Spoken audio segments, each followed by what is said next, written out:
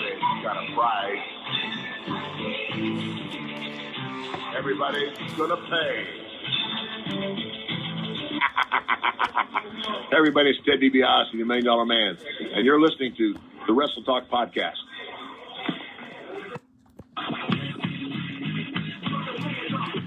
And I'm the Night Owl.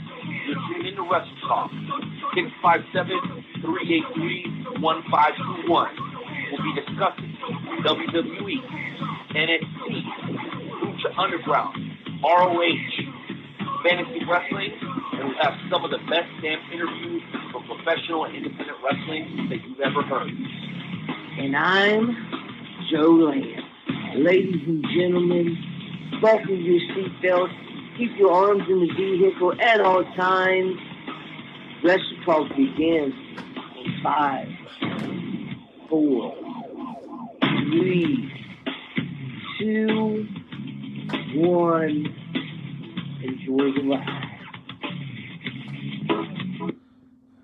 What is Talk Podcast family? How is everybody doing tonight? Oh my goodness gracious, it is a great day. It is Tuesday. It is 8 o'clock. That means one thing and one thing only.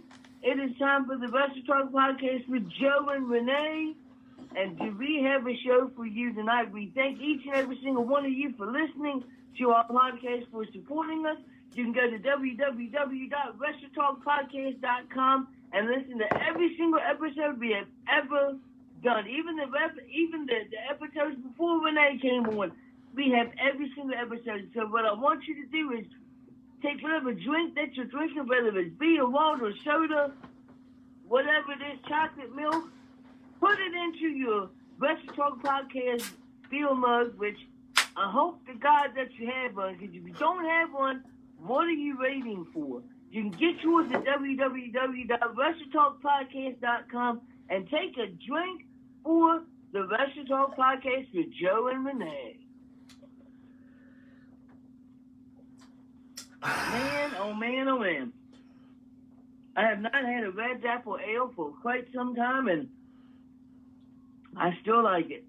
You know, a couple of days ago, I finally ventured onto Red Dead Redemption 2 online. I've never played Red Dead Redemption 2 online. I beat Red Dead Redemption, and of course, who do I run up against? The Night Owl. And, well, the first thing I did when I came up with the Night Owl, I went to say hello to him, and instead, I ended up shooting the Night Owl, and it did not work so well for me, but we're going to go ahead and let the Night Owl tell you exactly what happened when the first time I came across him on Red Dead Redemption 2. Listen to me, hit that music.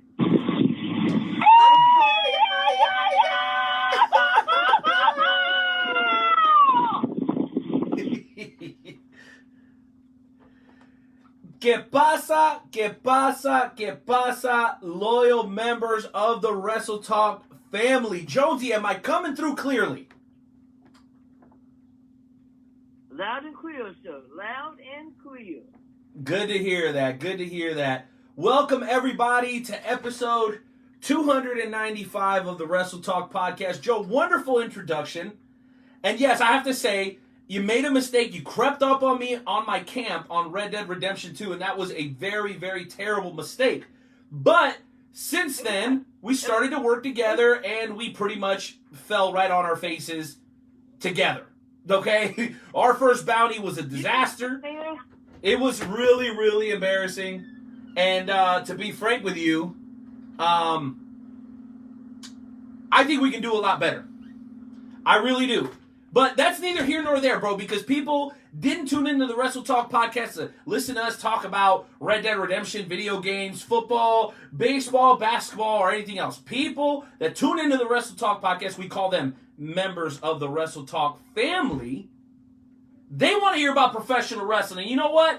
I can't blame them, because despite the fact that there isn't as much wrestling as we're used to, bro, there is so much going on, and we're going to get into a bunch of that tonight during the High Spot segment. But before we go there, Jonesy, I got to make sure that I show some love, because if it were not for the members of the Wrestle Talk family and our wonderful sponsors, we would not be able to do this every single week for you guys and make it available. Everything 100% free at WrestleTalkPodcast.com. First and foremost, these excellent mugs that you can get for $20, and we're giving away half of the profits. You guys have heard me talk about this before, to either your favorite wrestler, your favorite promotion, or your favorite charity.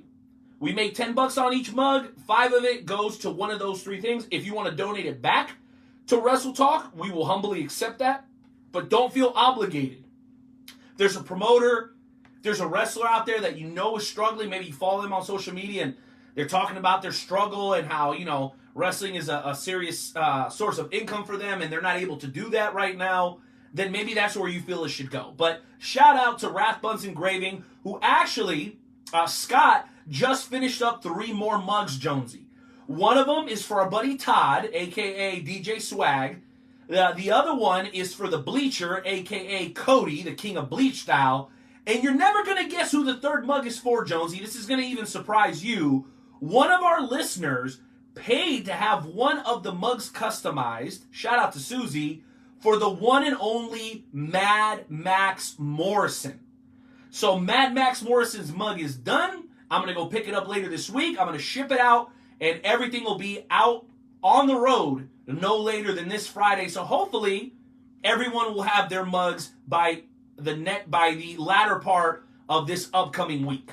So thank you guys for the support. That money's already been distributed to the people that these folks wanted the money to go to, because when we say we're going to do something here on the Wrestle Talk Podcast, Jonesy, that's exactly what we're going to do. Also, Royal Mills Transportation. Safe, classy, and personalized transportation service. The Conspiracy Farm, featuring Jay Hollywood and, of course, the one and only UFC Hall of Famer, Pat Milicic. And last but not least, man, I got to give a huge shout out to the FWWC. If you guys are interested in the fantasy deal, we talk about that more in the second hour. We kind of revamped the whole page. They have a page on our website. It's the fantasy wrestling page. Go over there, check that thing out. There's posters, there's a description. There's even a hype video that we did going into the biggest show of the year. Shout out to my man Vinsanity for that. So, guys, we are continuing to evolve. Things have been difficult without question, Jonesy. But let me say this, dude. The support is still there, and we love you guys. Our sponsors, our listeners, and anybody who's ever given a damn about Wrestle Talk, we love and we appreciate you, bro. So I want to make sure to get all that out before we really kind of get into the ritual of the show, which is what, Jonesy? We ask everybody to remove their caps, right? Isn't that what we do right around now? Yes, sir. And make sure you're close to the mic, Joe. You sound kind of far away. So let's go ahead and do it. Intern Timmy, you know what to do. Cue up that music as we ask everybody to respectfully remove their caps, place their hands over their hearts as we pay homage to the greatest country on God's green earth. That's America, damn it.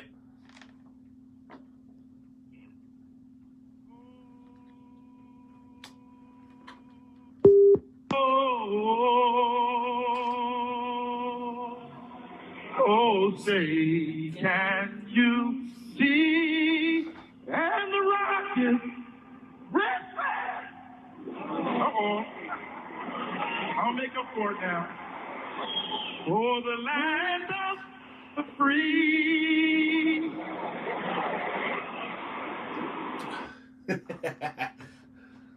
Awesome. Let's get in the hot spots. Intern Timmy, hit that music.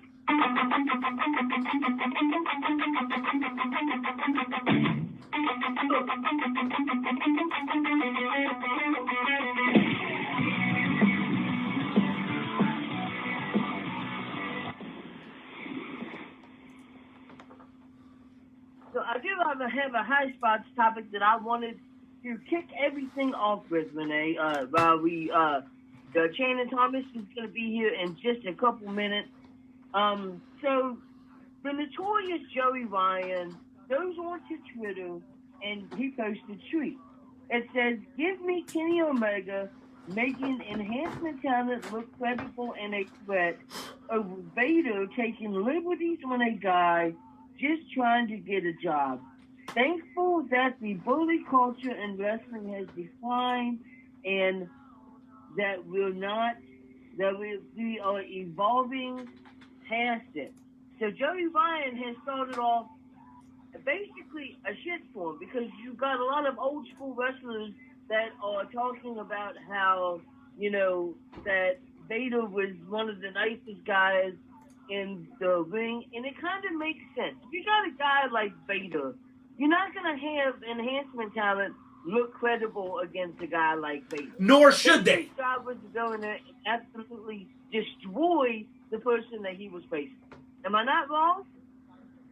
Jonesy, I agree and I disagree with you, but I'm going to go ahead and say this, and I'm going to nitpick one particular statement. And his statement that bully culture is going away in professional wrestling, well, I don't think I could say it as eloquently as the WWF Hall of Famer, the Iron Sheik. Fucking bullshit! Bro, that is the biggest sack of shit I've ever heard in my life. And I'm going to tell you why, Jonesy, because it has changed. See, the bullying maybe isn't happening the way that it used to. But you know what is happening? Cancel culture is happening. Oh, dear God, don't you disagree with David Starr on Twitter. Because let me tell you, everybody and their mom is going to call you a Trump supporter and a racist. I mean, they are still bullying. They are still bullying, bro. The difference now is it's not only the elitist talent in pro wrestling, which there's elitist talent all over the world of professional wrestling on every level that like to talk down on the marks and shit on the fans and this and that. They say it's in character, but a lot of it is shoot. We both know it because we're both in the biz. But then you've got all the people on social that like to destroy other people for simply having an opinion. I mean, if there's anything that's versatile, it's professional wrestling.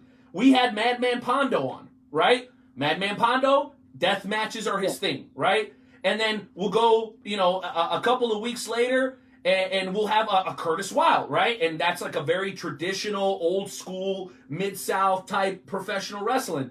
And you go week to week to week here on the Wrestle Talk podcast, bro. We cover Japanese wrestling, lucha libre. So really, whatever flavor of ice cream you're into when it comes to sports entertainment / pro wrestling, you can find it. What the problem is, Jonesy, is that it's become a sport to shit on other people's taste. So Joey Ryan saying that the bullying is over and it's starting to go away, it's nonsense. Now, here's the part of it that I do agree with. Do I feel like the guys that are, because I go down to the XWC training facility or whatever here in the Midwest, and I spent some time with Herb Simmons and SICW and some of these very credible, Harley Race's place. I've been there. I get a lot of love when we go over there.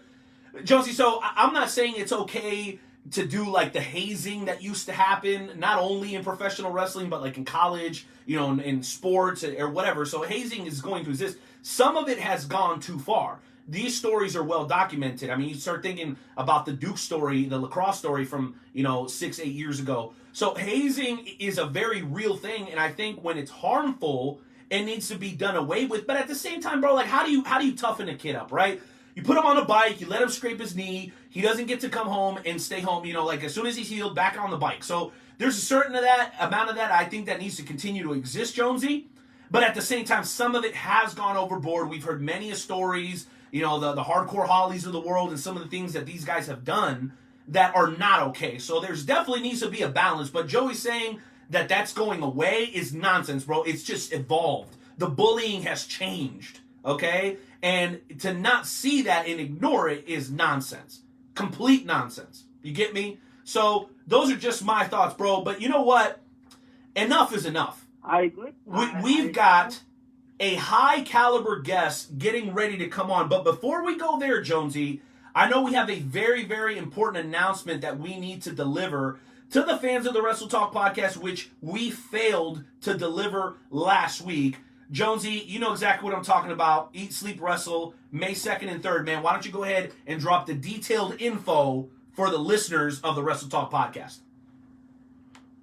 Exactly. On May 2nd and 3rd, EatSleepWrestle.com in collaboration with Walking On Publishing is going to be presenting the Wrestling Bookmarks COVIDCon, which is a free event, 2-day online pro wrestling experience. It features a variety of professional wrestlers and historians, from Jason Priestley to Dan Murphy to Scott Teal, to Greg Oliver, God, we've had on the Wrestle Talk podcast, to Al Isaacs.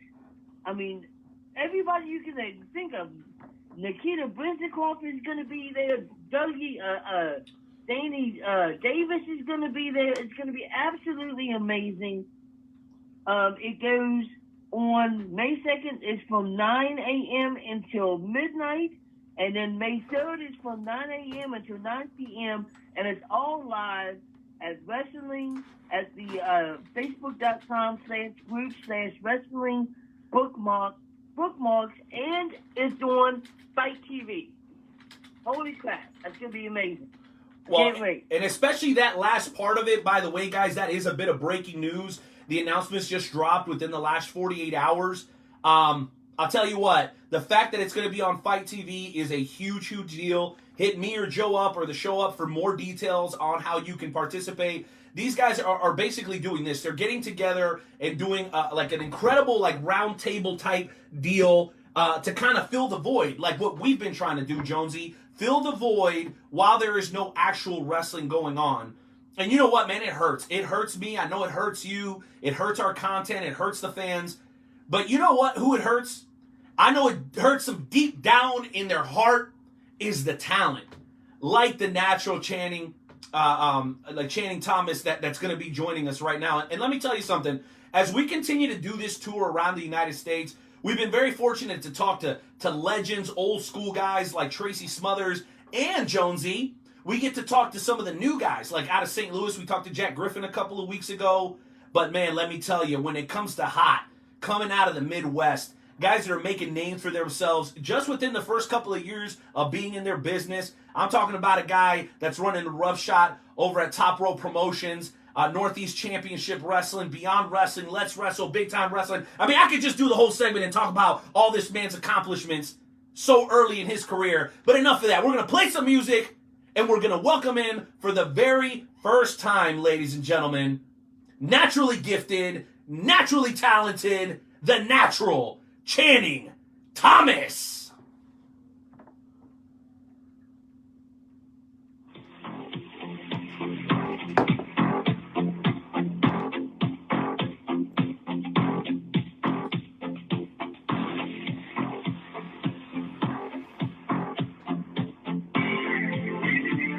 I'm loving this build-up. Hey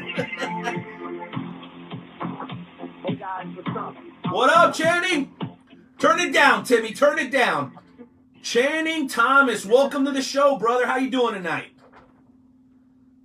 Hey man, I'm feeling great. I just finished a workout and I was just watching a old Harley Race Terry Funk match today. So Nice. Today's been a good day. Absolutely. You can never go wrong with watching a old Harley Race match. I remember watching Harley Race. I think the first match I ever saw him was WrestleMania 3 when he wrestled the Junkyard Dog. That's when he was doing the King, right? Yup. Yeah, he was the King Harley Race. Yep. Man. One of the greatest. Indeed. Absolutely. Go ahead, Jonesy. Lead it off. One of it'd be my absolute pleasure. So, you have been wrestling for quite some time now, and you were trained by Bo Douglas and Toto Loco, and also a guy that a lot of people know from watching ECW and the WWE. You by Spike Dudley. What's it like being trained by Spike Dudley? I'm 22 years old. I've been doing this since I was 19, and that's where I started. I started at the Belltime Club with Bo Douglas and Toto Loco. So they kind of taught me what they know, taught me the basics, kind of broke me into the business, showed me their contacts. I've met some great people through them. And then about a year and a half ago, 2 years ago, I started just kind of branching out, seeing what else is out there. And so this guy, Brian Waters, who was one of the trainers with Spike, kind of like sought me out, and he invited me to train.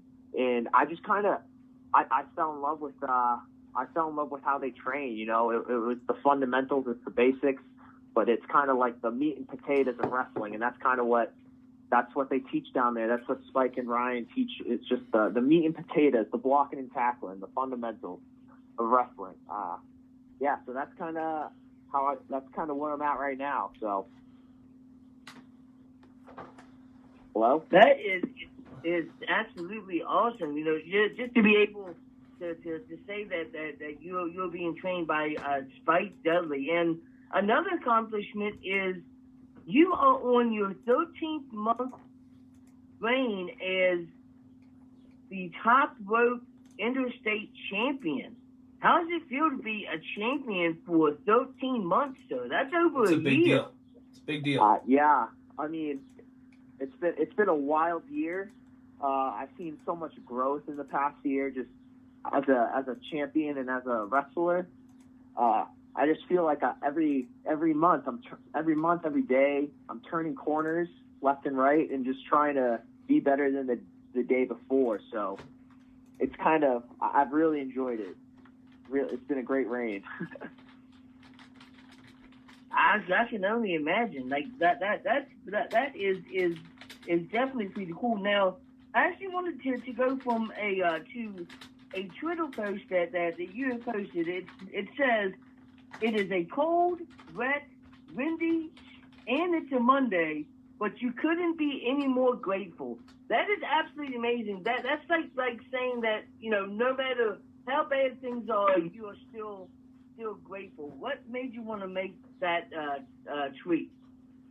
Well, I've been really just trying to fix my mindset. As I used to think it was kind of BS, you know, like whatever, just people just being super positive. It's kind of annoying. And then I just kind of started feeling bad for myself, I guess, and I just wanted to make a change. And so I looked into all this, what like the great athletes do, like what is LeBron James, like how does he think? Michael Jordan, how does he think? Tom Brady, how do they think? And they all have a similar attitude where it's all about the work ethic. It's all about how your attitude is, how you view things. You know, so I'm just trying to find positives in the negatives right now, and I feel like that's just kind of it's crucial during this, like the crazy times we're going through right now. So I'm just trying to find positives in every day. Absolutely, like that's the only way to be. You got to find positives in something every single day. Well, I don't want to take up all of the time because I know that Renee's been chomping at the bit. So, Renee, why don't you go ahead and take over with whatever questions that you have, sir? No doubt, I absolutely will. And I wanted to say this. Great reference, Jay Hollywood, because he just said attitude of gratitude, and it sounds like it's really made a difference for you, Channing, and that's good to hear. That positivity in a world that tends to knock you down, beat you up, you know, to be able to stay positive, I think is a great trait, and I hope that you're able to keep it. So my first question is this. What has been the most pain in the ass part of this shitty quarantine outside of not being able to do what you love the most, and that's compete in the squared circle, bro? What's been the hardest part of this deal for you? So it's undoubtedly the top of the list is not being able to wrestle or train wrestling. I've been watching so much wrestling the past couple weeks. I'm literally chomping at the bit to get in the ring. I miss it. It's a home. As far as what else, I just think it's like the most pain in the ass thing is like I went to Home Depot a few weekends to go to build something. I built a pull-up bar in my backyard just because the gyms have been closing and I've been really itching to work out, and what I was doing was kind of getting lame, so I needed to add something. And just the most painful part was you got to wait in line now. I'm grabbing like 4 or 5 things. I know where I want to go, and it's like fucking. Can I swear? I'm sorry. Yeah, bro. No, you're good. It's like Disney World, man.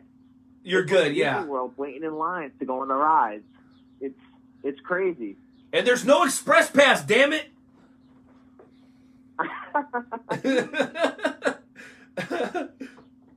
Dude, that's terrible. And I know how it can be, man. We all want to get stuff done, and to have to wait in those lines, man, it's a real pain in the ass. I'm just grateful the stores are still open, man, because for a while there, they were trying to shut the whole shit down, man. Absolutely bonkers. Bonkers is what it's been. Yeah. So let me ask You're you. right. It could be let me, totally worse. No doubt. And sorry about that if I cut you off. So I'm going to jump to something completely different, and I'm making a little bit of an assumption here, Channing. So I hear the name Channing Thomas. You're what I would call traditionally handsome. Okay, no homo. Love you to death. Thank you. You're and I think it works for you. It's part of the gimmick. So did any part of you see and think Channing Tatum, Channing Thomas? I'm a good-looking guy, boy next door kind of deal. Is there any play from the natural Channing Thomas to Channing Tatum, or is that completely unrelated? It's crazy. It's completely unrelated. However, so many times, announcers have just thought like it was a typo and that they meant to type Tatum, or that they've had like a Freudian slip.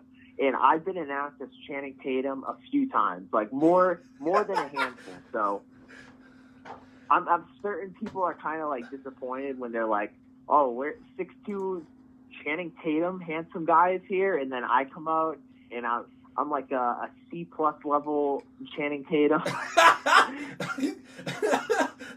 So you're like the store brand. Yes. Well, listen, don't feel bad, bro, because some of us have never been confused, not even once. Especially not my wife. She's never confused me for Channing Tatum before, man. I'm telling you. All right, that's fine. No doubt. All right, so here's another thing that I wanted to ask you about, bro, because you brought up the fans, and you know at the shows they've introduced you wrong or whatever. And I know it's only been a couple of years, 3 years or so, and you've had a ton of success in that short period of time. Tell us a little bit about wrestling in Massachusetts, right? So like Boston, Massachusetts, known for the ravenous fans, just like Oakland, just like Philly. Can you talk to us about fan interaction in the great state of Massachusetts, bro? Have you had anything cool, funny, crazy happen to you with any of the fans? Maybe some of the grandmas in the crowd. There's always a grandma at every independent wrestling show. Have you had anything awesome happen to you so far in your career? I do have one good interaction. So the fans out here they are ravenous. They do not, if you are a bad guy, they cannot stand you, and they will let you know that they hate you. They'll, like, I was doing this one show with a couple guys. I was doing this one show, and I was wrestling this guy, Nico Silva, and the fans absolutely loved him wherever we were. He was like a John Cena type. Like, the fans just absolutely love him, and, like, the ladies love him, and, like, then there's Grandma, who's just flipping me the bird as hard as she can. Another good time. This dude, Shay Cash. One time he grabbed me and he had like me in like a chicken wing, and he's bringing me around the crowd, and the crowd's hitting me. And one kid, he was like 5 or 6, so it didn't hurt, but he like cocked back and just clocked me in the face. I was like, oh my God, I have a great photo of it. It's literally, it was insane. Yeah, the fans can definitely get into it. When I was, I remember refereeing my first ever time I refereed. I was doing my job, and there was this old lady in the crowd, and this lady, like, she loved to heckle, like, the referees, and I'm sitting there doing my job, and all of a sudden I hear this old lady go, "Ref, you fucking suck," and I was like, okay. It's always old ladies. They love giving people the business. I don't get it. And they're good at it, bro. They're really good at it. Kudos to the grandmas out there. Shout out. Yeah, shout out. All right, well, I got one more question. I'm going to throw it back to Jonesy here. So we're talking about your experience, right? And you know, you share. Thank you for sharing with us, you know, that experience of of doing what you do in front of those fans. I'm curious to know, 3 years in the game, you're working for a lot of high-profile independent promotions up on the Eastern Panhandle. So here's my question. Have you had a wow moment yet? Like maybe when you're in the locker room and you're sitting across from, I don't know, Kevin Nash, Scott Hall, some legend or some person that you've looked up to for a long time, and you're like, wow, I'm in the effing locker room with so-and-so. Has that wow moment happened to you yet in your career, Channing? It has, actually. And it didn't really come like that. It came from Teddy. So I started watching wrestling in around 2005. And Theodore Long was the general manager of SmackDown at the time. Playa! Me and my old... Yes, exactly. Holla, holla if you hear me. Let's make a tag match. Let's go! So Teddy Long's on a show that I'm on, and he sat next to, like, my older brother for some reason. It just happened to be where my older brother was sitting. It was kind of close to the locker room. So he sat next to my older brother, and he watched the whole match with him. And it's just kind of like, and then, like, Teddy Long's super nice. So he comes back and he kind of critiques the matches. He gives you some feedback. And it was so weird. It's like, wow, I was watching him on TV with my older brother back in 2005, and now 15 years later, he's giving me advice on shows. It's like a full circle moment. Just very, very, like, awe-inspiring. You know, it's like, wow, this is like, I'm headed in the right direction. This is what, like, feels good, you know? Bro, and you're just getting started, bro. Do you believe, can you even fathom that? Like, you're just now getting started. That's got to be kind of cool for you, right? Like, to have had that moment already, and you're just over 3 years in, like, that's pretty dope, man. Like, I'm a little jealous of you, man. That's really cool. It just makes me think, it's like, wow, what does the world hold, you know? Like, what does 3, 4, 5 years from now, what stories am I going to be telling? What different, like, directions, where did I go, all these paths? And there's so much wrestling nowadays. There's so much high-profile wrestling. Like, you look at, it's not just like the WWE. You have NWA, MLW, Ring of Honor. You have all those. There's 6 of them, bro. Yeah, New Japan, and then you have some AAA. Yeah, really good high-level independents too. So it's just, there's so many different career paths in wrestling, and it's so weird. It's great. It's great for business. It absolutely is. Well, I have 2 last questions, but I don't want to be selfish. I know Joe's a big fan of yours, just from what we've seen following you on social media and some of the stuff on your YouTube. Well, that is on YouTube of you. Guys, it's real simple. Just look up The Natural Channing Thomas. There's tons of stuff on there that you guys would absolutely dig. Don't take my word for it. Go and look at it. And just some of the stuff from Top Rope Promotions is top notch. Top Rope is top notch, no question about it. But Joe, why don't you jump back in here, man? Then I'll wrap it up with my final 2. Absolutely. So, you know, I've been onto YouTube and I watched a couple of your matches, and one of the matches that intrigued me was because of how brutal that this match is. Like, this isn't a regular Falls Count Anywhere match. It's not a regular wrestling match. You wrestled a guy by the name of Nico Sylvia in a dog collar chain match. How did it feel in that brutal of a match? It was intense. There's like a so me and Nico, I was actually just talking about him. Me and him were going back and forth for a few months, and things just kind of escalated to where there was no running, and we were locked together. And you kind of forget that the chain has weight. So, like, you have all this weight on your neck, and you don't realize how uncomfortable you are at first when you first put it on. But this match was brutal. I remember him just clocking me and clocking me and clocking me. We were going back and forth throwing bombs. It's definitely one of my favorite matches that I've had at Top Rope, just because there was so much emotion in it. Mm-hmm. It was intense, man. Intense. Yeah, it definitely was a intense match. Now, my last question before I throw it back to Renee for his final two questions is, you know, you've had a lot of different nicknames, and one of the nicknames is the Brofessional. Now, how did you come up with the nickname the Brofessional? That's sick. I like that. Oh man.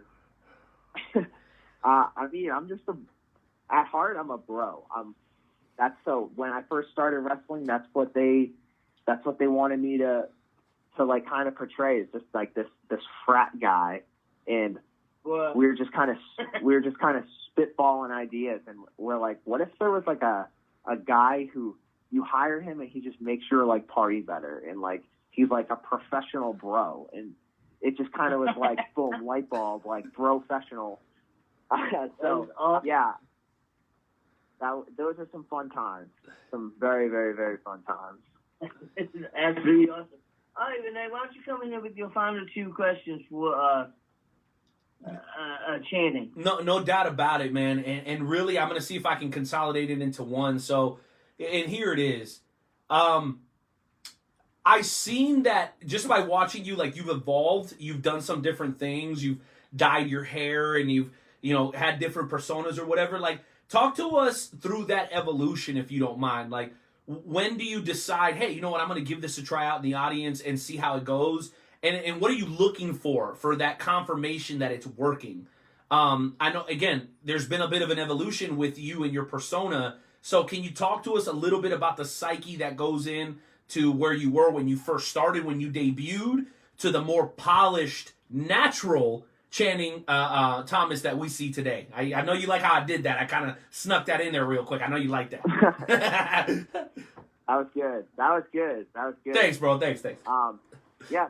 So basically, it was just all about kind of me getting more comfortable in the ring, and that kind of had a lot to do with going to high school, because just the way that I was learning there kind of really helped accelerate my growth, because it was just a really good learning style for me.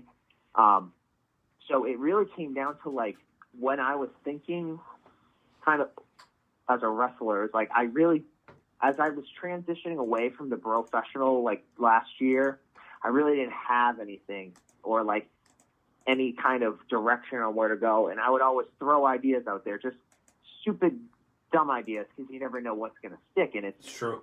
And I really love wrestling. Like, I love being in the ring, and I love, like, putting on holds, just the psychology of it. I love it's an art, and I still think of it as a sport, too.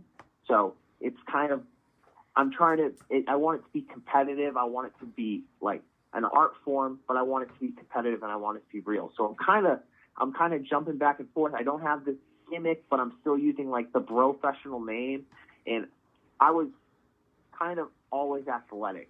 Like, I have a really high drop kick.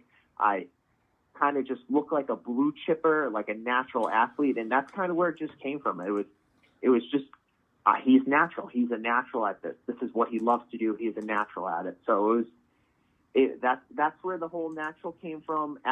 It's not really bold, but it doesn't have to be, because I'm not a gimmick guy. Like, I'll entertain you in between the ropes with the wrestling, and I'll leave someone else who is maybe more super charismatic, or they do face paint or something like that, and they're really like weird and creepy. No, I'm not about that.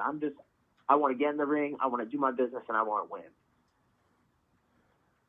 Love that, man. Thank you so much. And I'll tell you what, I think the days of dressing up as a plumber or as a construction worker, like, those days are dead and gone. So guys just being themselves, right? Being natural. I think that's what's trending. And that's okay, guys. That is okay. Be yourself. Whether we're talking to the MCW, a heavyweight champion, Kekoa Mana, or we're talking, to Channing Thomas, what I keep hearing week after week, Nightmare Jones, is that, hey, don't try to be somebody who you're not. Just be the very best that you can be, and there's no question that you're going to have success. Well, listen, I'm going to go ahead and ask one final question, because I think it's probably in the best interest in all of us.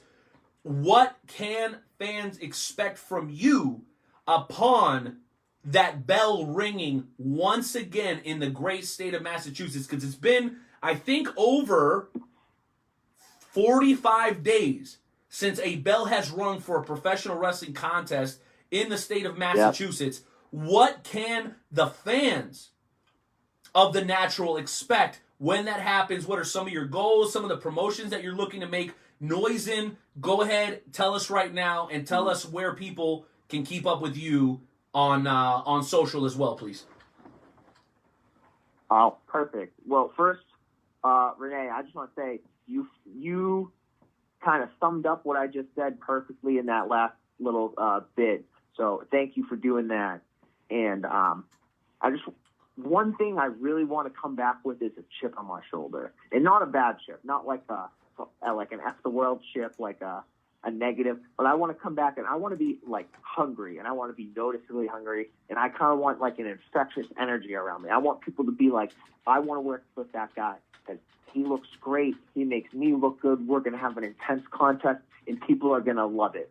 And that's kind of what I'm hoping to bring back when this all gets started. He's right. It's been 45 days. It's 45 long days, and I've really been thinking it. Now I want to come back. I want to come back focused. I want to come back strong. And some goals I have, I really want to go to Japan. I want to go train in the dojo. I want to go live there for a month. And I'm hoping to make, I don't know when I'm going to be able to do that now, but I was hoping for maybe sometime next year, 2021, January. I don't know how we're looking with that now, but those are one of my big things. Is I want to travel the world. I've been to England. I've wrestled in Canada. I want to go to Germany and Europe. I want to go to Japan. I want to wrestle everywhere. If I could wrestle on Antarctica for some penguins, I would be freezing up there. Dude, quick question: when you went to Canada, did you work with Danny Duggan, or was it like another promotion?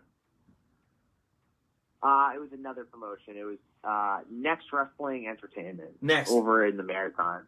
Next. Okay, awesome. Awesome. Thank you so much. And I know we got a lot of love up in Canada as well, so I just wanted to double check. Well, Jonesy, I think we're nearing the end of our time, man. Did you have any final thoughts or questions for the Natural Channing Thomas?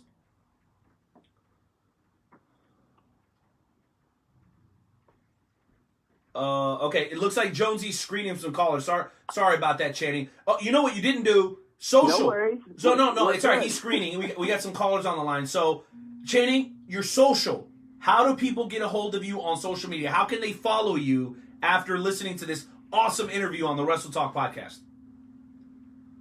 All right, my Instagram and my Twitter handle are both at Chan Thomas Pro. So that's ChanThomas PRO. So Chan Thomas Pro on Instagram and Twitter. My YouTube is Channing Thomas. You can find most of my matches if you look up Channing Thomas Versus. My Facebook is Channing Thomas. You can find me on Channing Thomas. I'll be pointing to my smile. You could have missed the picture if you wanted to. And those are my social medias. No doubt about it, guys. Make sure you follow at Chan Thomas Pro on IG or Twitter. Channing Thomas Versus on YouTube once again, and just Channing Thomas on Facebook. And yeah, he'll be the guy that's kind of pointing at his smile, because the man's got $1 million smile, and he's got $1 billion moves inside the square circle. There's no question about it. Channing, thank you so much for being part of the show tonight, man. Absolutely awesome interview. We'd like to have you back sometime before the end of the year if you're willing. And really, lastly, most importantly, we would love to welcome you in as the newest member of the Wrestle Talk family, man. Thank you so much for being here. Thank you so much, Renee. I had a blast. Joe, it was a pleasure. Thank you guys so much for bringing me on tonight. Thank you. You got it, brother. Grace and peace. All right. Ladies and gentlemen, the Natural Channing Thomas. Nightmare Jones, I know you're back now. Bro, what a great young talent, an enthusiastic guy. And I'll tell you what, I've seen the reaction from the fans. Some people love him, some people hate him. But you know what, dude? What is the defining attribute of a successful professional wrestler? He always gets a reaction. So the Natural is exactly what his name says. He is a natural in the business. He's only 22 years old, 3 years in the game. Do not be surprised if you see this man on television, pay-per-view, Fight TV, you're going to see this dude somewhere on a much, much bigger stage. That said, shout out to all the promotions that are giving this man an opportunity to groom himself and to develop and to grow. These are the stars of the future, Nightmare Jones, and I'm very, very excited about it.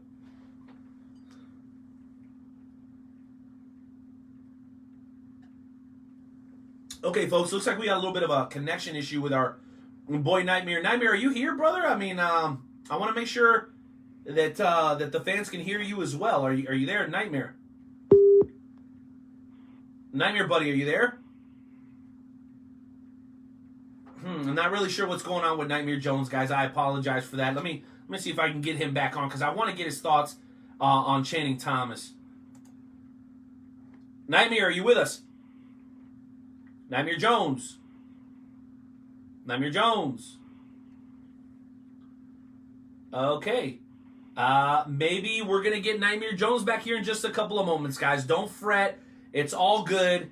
And I'll tell you what, I do feel a little disappointed. But it's okay, because, you know what? He just disconnected. It looks like he's going to call back into the service, and we're going to get him back on. So, everybody hold your horses. Our next guest is going to be joining us here in just a matter of moments. And I will tell you what, I'll tell you guys this. A little bit earlier, Joe brought it up. There's a lot of really great things that are happening despite, this COVID-19 pandemic. And some of our friends, some of the members of the Wrestle Talk family are doing some pretty cool stuff. And I want to go ahead and read this off for you guys. And I'm going to read straight off of the notes here because I don't want to miss anything up. So in case you guys didn't hear earlier, May 3rd and May 2nd from 9 a.m. to 9 p.m., EatSleepWrestle.com in collaboration with WOHW, that's Walking on Hot Waffles Publishing, will be presenting Wrestling Bookmarks COVID Con, again on Saturday, May 2nd and Sunday, May 3rd. The event is free. It is a 2-day online pro wrestling experience. In addition to all the authors and historians that are scheduled to appear, there will also be special guests, including, some of these are former Wrestle Talk guests, gang, Kenny Star Maker Bolin, Kenny Casanova, Madman Pondo, professional wrestling referee Dangerous Danny Davis, who is one of Joe's heroes from what I understand, the producer of 350 Days, Evan Ginsberg, Swoggle will be there, and many others. There will even be an appearance by WWE Hall of Famer The Bird Coco Beware. If you wanted to learn more about professional wrestling, make sure you guys attend. Again, the event is called Wrestling Bookmarks COVID Con. Check them out live at their Facebook page, which is called Wrestling Bookmarks, and also on Fight TV, Saturday, May 2nd and Sunday, May 3rd from 9 a.m. to 9 p.m. That said, Jonesy, before we bring on the King Sage, Mercer will be joining us in just a matter of moments. You got to tell me what you thought about the youngster, man, Channing Thomas. What an impressive young man. I want to hear your thoughts. Oh yeah, he was absolutely awesome. He was absolutely awesome. Like, he was able to do so much in such a little amount of the time, and I can promise you that you are going to hear the name Channing Thomas a lot more in the recent next couple months, next couple years. Before you know it, Channing Thomas is gonna be a household name. I'm guaranteeing it. I'm guaranteeing. I love it, Jonesy. I absolutely love it. Well, you know what? Since you got to take yourself a little bit of a break, why don't you go ahead and do our next introduction, baby? Because we're going from Massachusetts, the great state of Massachusetts, one of the first 13 original colonies, okay? Now we're going to the great state of North Dakota. And I'm very, very excited about this. So, Jonesy, why don't you go ahead and introduce our next guest tonight? So this next gentleman that we are bringing on, he's had so many accomplishments inside the professional wrestling ring. He was the first professional wrestler to unify the NWA North Dakota and South Dakota championships. He's a former Elite Wrestling Initiative champion, a two-time Elite Wrestling Initiative Diamond champion. He's the winner of the 2012 Elite Wrestling Initiative Battle Bowl. He is the chancellor of Elite Wrestling Initiative. This guy has defeated one of the greatest challengers in his life by successfully overcoming cancer during his career. That's right. Mercer Sage made cancer tap out. Ladies and gentlemen, it is our pleasure to bring on the King, Mercer Sage.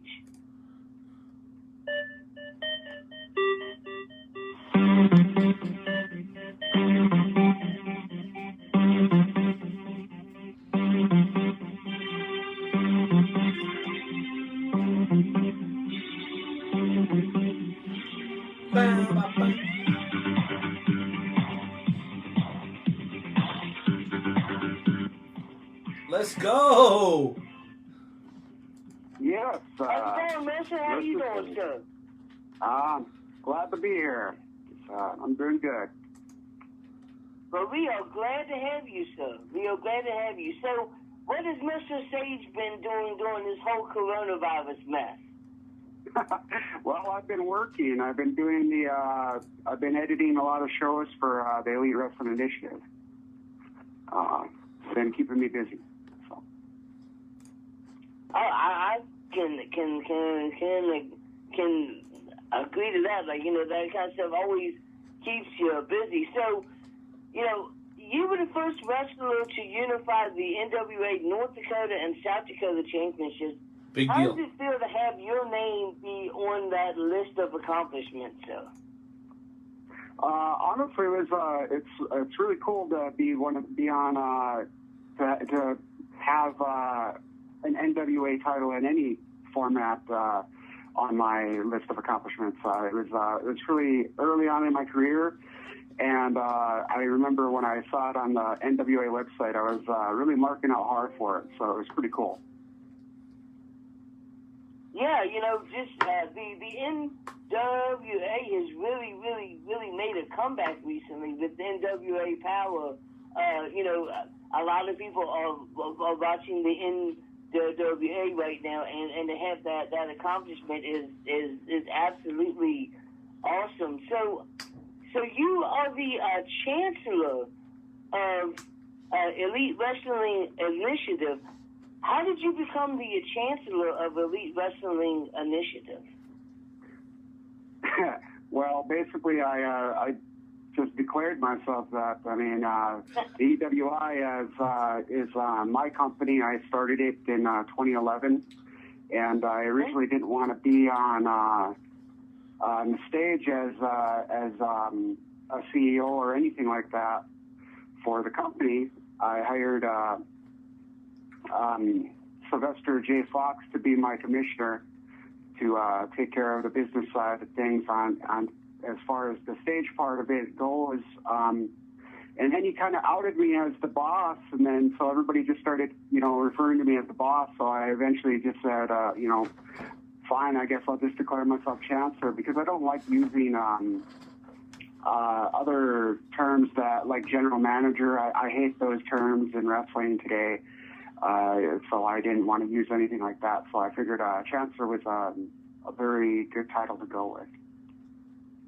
And you would be correct. So the name chancellor is a pretty awesome name to go by. So my final question before I throw it back to Renee is: you had the opportunity to wrestle a guy that's been on the Wrestle Talk podcast before by the name of Jaden Roller. What was it like wrestling Jaden Roller? Oh, it's pretty easy. I train Jaden Roller, so whenever you train somebody, it's fairly simple to work with them. I've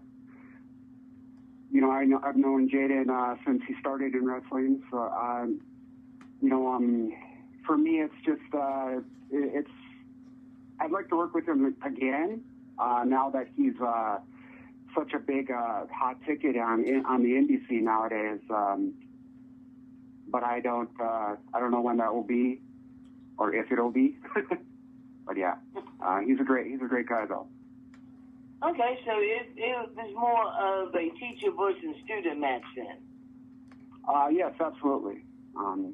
It's pretty dope. Yeah.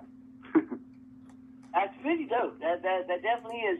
All right, Renee, why don't you come in here with whatever questions that you have before we, with whatever questions that you have. And I know you've been chomping at the bit, so. No doubt about it. And again, Mercer, thank you for making time. I know editing can be a full-time job.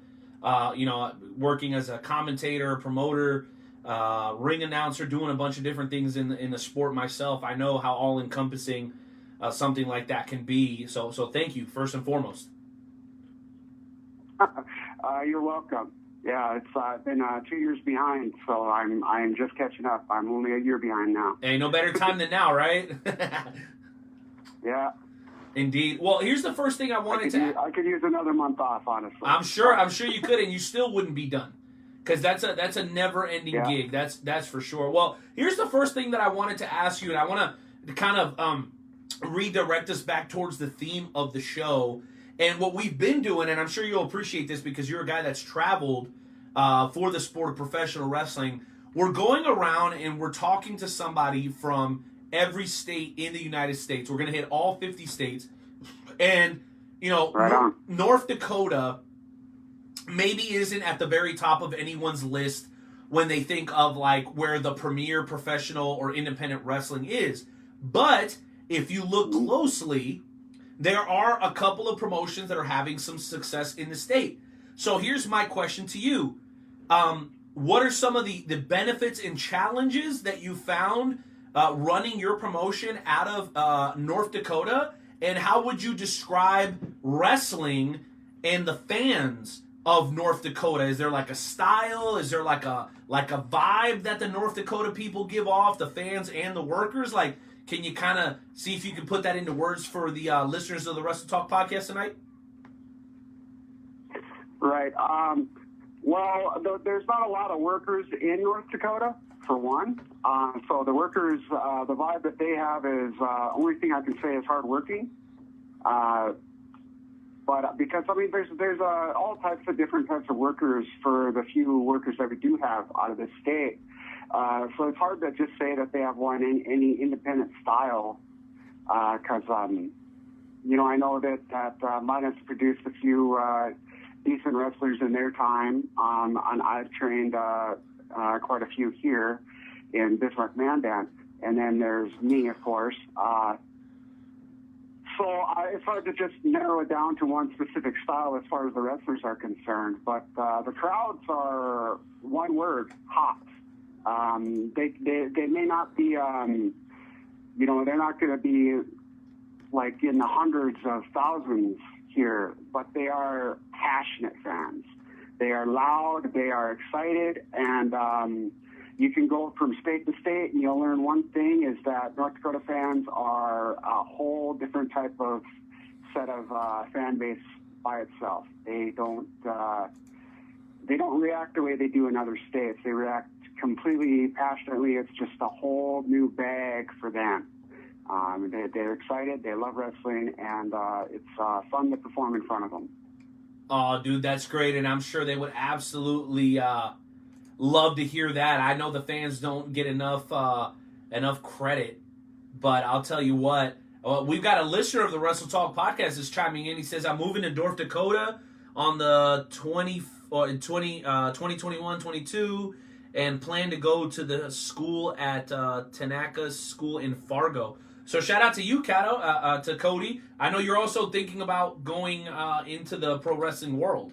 So, man, maybe we can hook you guys up and make something happen. Because it sounds like Mercer, the Sage King here, is pretty good at training up-and-coming talent. I mean, we were talking about Jaden Roller just a little while ago, so maybe we need to make that connection happen. What do you think about that, Sage King? Yeah, it works for me, too. I mean, it depends on where he's moving to, I guess. Cool. I guess that's the real question. If he moves in the Fargo area, then I guess Tanaka's his ticket. If he's more central based, then that's where I'm. There you go. So there are most definitely some options there. I'd love to hear that. I had kind of an interesting question. Well, at least I think is a little interesting. When we're doing our research, we always like to kind of take a look at some of the work that you've done, some of the videos on YouTube, on your personal page. And I noticed that we share something in common. We're both big guys, no question. In seeing one of the matches that you had just from earlier this year, you were in a tag team match. It was you and Dirty Doos versus AJ and Widowmaker. And, it's pretty obvious you're not a 205 live prospect. You're a bigger competitor. And I'm curious because a lot of people are apprehensive to get into the gear and to go out and perform in front of the crowd because of their body. So my question to you is, being a bigger guy, what helped you overcome some of the apprehension of maybe not being the guy with the six-pack and, kind of the traditionally built professional wrestler? What helped you overcome that, and have you faced any body shaming throughout your career? Well, that's a very loaded question because there's on one hand, there was never a question on whether I was worried about being shamed or not. I was an amateur wrestler in high school, and so wearing a singlet and all that stuff doesn't bother me. In fact, I'm more comfortable. This is going to sound really messed up, but I'm more comfortable in spandex than any other guy that I know. So there's that. But, nice. But on the other hand, there is, once I got into wrestling, the fans are very vocal and they're very honest. And so they have no issue, calling you fat or, anything, along that line. And that is something that does suck a lot as far as any big man. But once you get past the part that where it hurts, you got to get over your childhood drama. And once you realize that fans are generally just having a good time, and as long as they're reacting to you, that is the biggest thing that you can use to your advantage. If they want to body shame you, that's fine. Then make it an advantage and use it to your advantage and make them react. So that's really what how I deal with that side of things as far as my body issues are concerned. But the other, another way I deal with it is I just try to be as athletic as I can be for my size. Well, there's no question that your ability to entertain and to perform has put any doubt to bed as to whether or not you're able to compete on a high level, because you've been doing it for a good long while now. So kudos to you for that. Jonesy, I want to let you jump back in here with any final thoughts or questions you might have. I know I have at least one more, but I want to give you that opportunity because I don't want to be selfish. So did you have any other thoughts or questions for our guests here, man? Repping North Dakota, baby. Mercer Sage. I do. I have one final question, and then I'll send it to you. Being the chancellor of Elite Wrestling Initiative, what do you hope that the fans get out of watching one of your shows? At the end of the night, after one of your shows, what do you hope that the fans get out of it? I'd say intimacy, fan appreciation. I don't use barricades on my shows.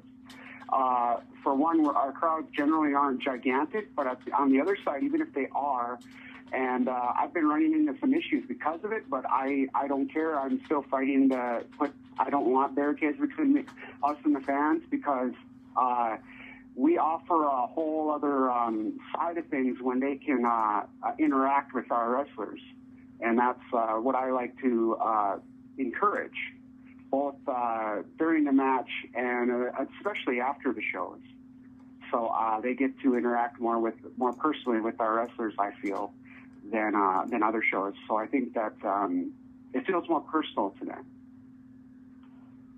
I could not agree more. I myself like going to shows that don't have barricades because, of the fact that it's always cool, especially when you're a little kid and the wrestler gets, thrown out of the ring and they land, right at your feet. That is, the coolest thing when you are a little kid and one of the wrestlers falls right at your feet, especially if it's one of your favorite wrestlers.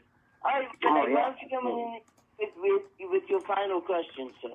Well, no doubt. Well, you know what, Mercer? I think you wanted to jump in there and say something before I ask my question. What did you want to add to what Joe said? Oh, I was just saying, absolutely. Yeah, absolutely. Cool. Well, that fan interaction is something that you guys can absolutely look forward to when you attend a show run by Mercer Sage. And here's, I guess, ultimately my final question. Thank you guys for sharing the thumbs up, the hearts. For those of you that are watching live right now, we really, really appreciate it. And if you're listening to us on the replay, whether it be through Podbean or Apple Podcasts or Google Podcasts, we really, really appreciate you sharing a link to the show. But my final question is this: what do you anticipate will happen once the quarantine is over? Do you think the fans will be quick to flock back to shows? Or do you think it'll be a progressive, people are starting to gain confidence, less fear, in going back out to a public setting? Professional wrestling is by nature kind of a beast where a lot of people are interacting, shaking hands, bumping up against each other, whatever. It's a physical sport, and it's a physical form of entertainment in general. So what can you tell us as far as your perception when you look towards the future and the return of professional wrestling, how we knew it before this whole situation started to happen? I think it's going to be a slow build, and it's all going to depend on your state and how their attitudes are towards how the quarantine was in the first place. And if they believe that the virus is a hoax, then they won't care. But if they're very cautious, then they may not come to the shows right out the gate. And then there's the ones in the middle that understand all the rules, they follow them, and they're cool with them, and they might be optimistically cautious. They'll come, but they'll keep their distance from people as much as they can, I'd imagine. So I think it's going to be a slow build to get the crowds where they used to be. But again, I think it depends state to state.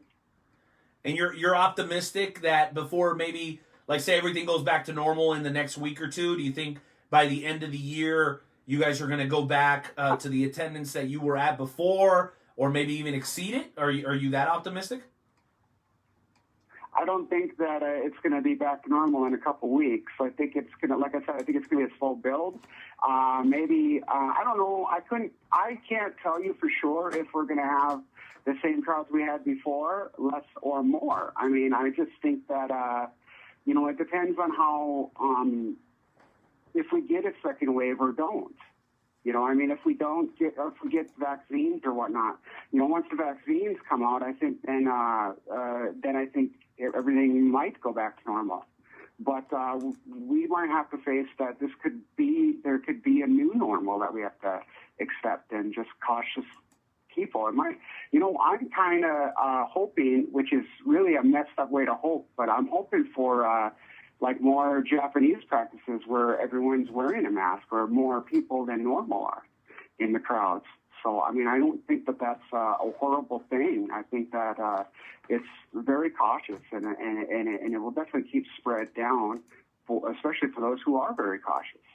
And I don't think it's a problem to be carrying around sanitizer either. But I don't know. I don't know if we're going to get the crowds that we used to get this year yet. It all depends on how if we get another wave or don't. If the talks of the wave or the next wave are overstated, then we may very well have big crowds in wrestling again right away by the end of the year.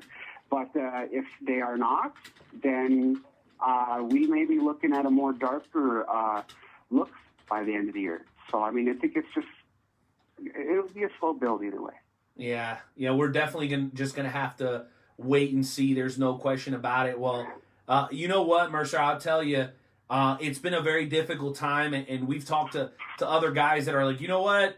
Hit me back when everything's back in action. Give us a call when, everything goes back to normal. And I'm like, you know what? This is a great time to be doing interviews and introducing people to new promotions. And by the way, Cody just sent me a message, and he said, hey, is it cool if I direct message Mercer and ask him about, some guidance as far as finding a credible wrestling school up in North Dakota? And I said, absolutely, I'm sure he wouldn't mind. So the passion for the sport, the intrigue is still absolutely there. And I think we're very, very blessed to have somebody like you with your level of experience and your passion for the sport that you have, so that it can kind of continue blossoming, right? Despite this very difficult time that we're going through, eventually it'll be over, and eventually there'll be new talent, new shows, new opportunity, and I'm glad that we could play a very, very small part in that. So, Mercer, man, thank you very, very much. And you know what? Before we go, I know that deep down inside of you, just like with every professional wrestler, there's like a fire, a passion that's burning, and we want to see if we can show a little bit of that here on the Wrestle Talk podcast tonight. Jonesy, why don't you tap Inter Timmy on the shoulder and let him know that we want to get into tonight's edition of the Shoot and Shout segment. And Mercer, it's very, very simple. You're going to go last. Joe will go first. I'll go second. You go third. And really, it's about 30 to 45 seconds to rant about anything that you want to rant about. It doesn't even have to be professional wrestling related. It can be about like how potato chip bags are only halfway full. It can be about how all the people are stealing toilet paper. It doesn't really matter. It's all in fun. We just want to hear passion, and we want to get some heat out of you, man. Are you willing to join us for that tonight? So basically, so before we start, what you want is to cut a promo on the world or the world of wrestling or whatever. Right? Yeah, there you go. There you go. Shoot and Shout segment. And I can't believe we're gonna get a promo from Mercer, man, the Sage King. It's gonna be awesome. I cannot wait. So, Inter Timmy, you know what to do, baby. Go ahead and hit that music as we kick off tonight's edition of the Wrestle Talk podcast Shoot and Shout segment. Joe will go first. Joe go first. I'll go second. You go third. That way, by the time it's your turn, you'll know exactly what to do. Jonesy, why don't you kick us off? All right.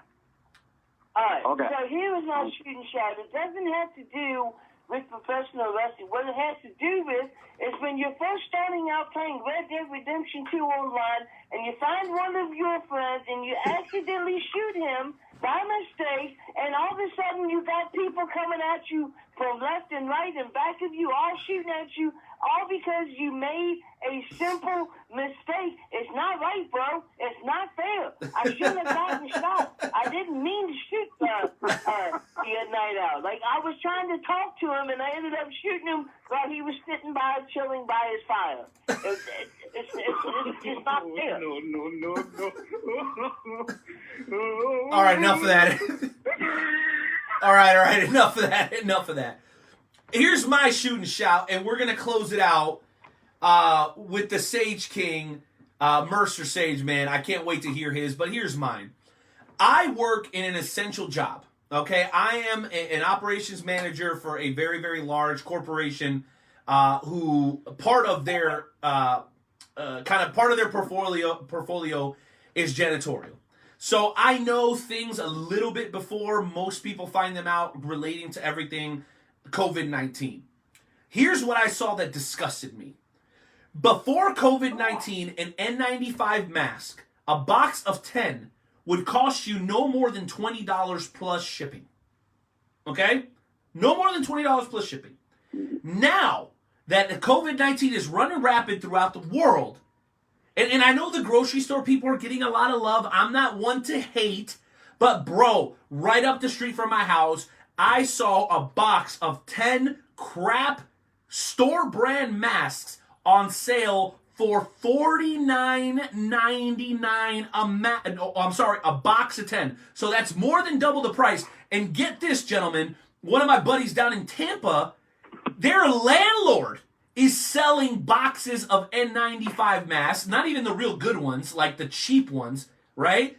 They're selling them for $75 a box. Bro, If that's not shameful, I don't know what is. In this moment, when we all need to be more compassionate and caring and not necessarily worry so much about the bottom line, I've never seen something so egregious and disgusting. And all I'm going to say, to take words from our friend Dak Draper over at Maryland Championship Wrestling, shame on you, you price gougers, you pieces of crap. And you know what? I'm going to go ahead and bring him in one more time, Jonesy. I know I've already used this today, but I think Iron Sheik is the perfect person to sum up these people that are price gouging the N95 mask. Let's hear it. Fucking bullshit! There you go. Mercer, you're up to bat, brother. What is chapping your ass tonight? All right, well, here's the thing, okay? During this whole coronavirus pandemic, the one thing that's really been bothering me is how we got WrestleMania without a crowd up there. Why couldn't they postpone it? I don't see why they couldn't postpone it. Now they're out of all this money. Why not postpone it? You would have made more money if you postponed it rather than keep the ball rolling. You're not putting people at risk or anything. But no, Vince has to keep this going, and it's just a problem with that. Here's the other part of that side. Why don't we have other sports that keep going? You know, I mean, if they're healthy, we can have crowds with professional sports because you don't really need a crowd on a normal or a real, quote-unquote, professional sport because the crowd doesn't interact. But in professional wrestling, you need that crowd to interact. Otherwise, it's a boring show. We need crowds at professional wrestling, damn it. We don't need crowds in professional sports. Why can't we have sports? Come on. You guys, if you guys are well, why can't we just get back going? Throw some cameras on it and get these championships done and out. But Vince, you shouldn't have held it on when people are scared to get sick and all that stuff. If they don't want to be there, you shouldn't force them. You could have postponed WrestleMania. Shame on you. Shame on you. And you know what, Jonesy? That was so good. I think it deserves the guns. Hit it, Timmy.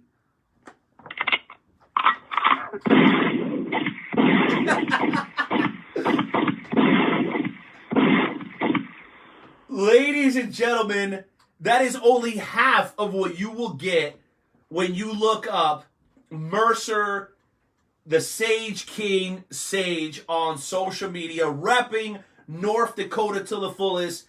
Mercer, before you go, man, two things. Welcome as the newest member of the Wrestle Talk family. Please tell people how they can keep following you on social media, you and your promotion.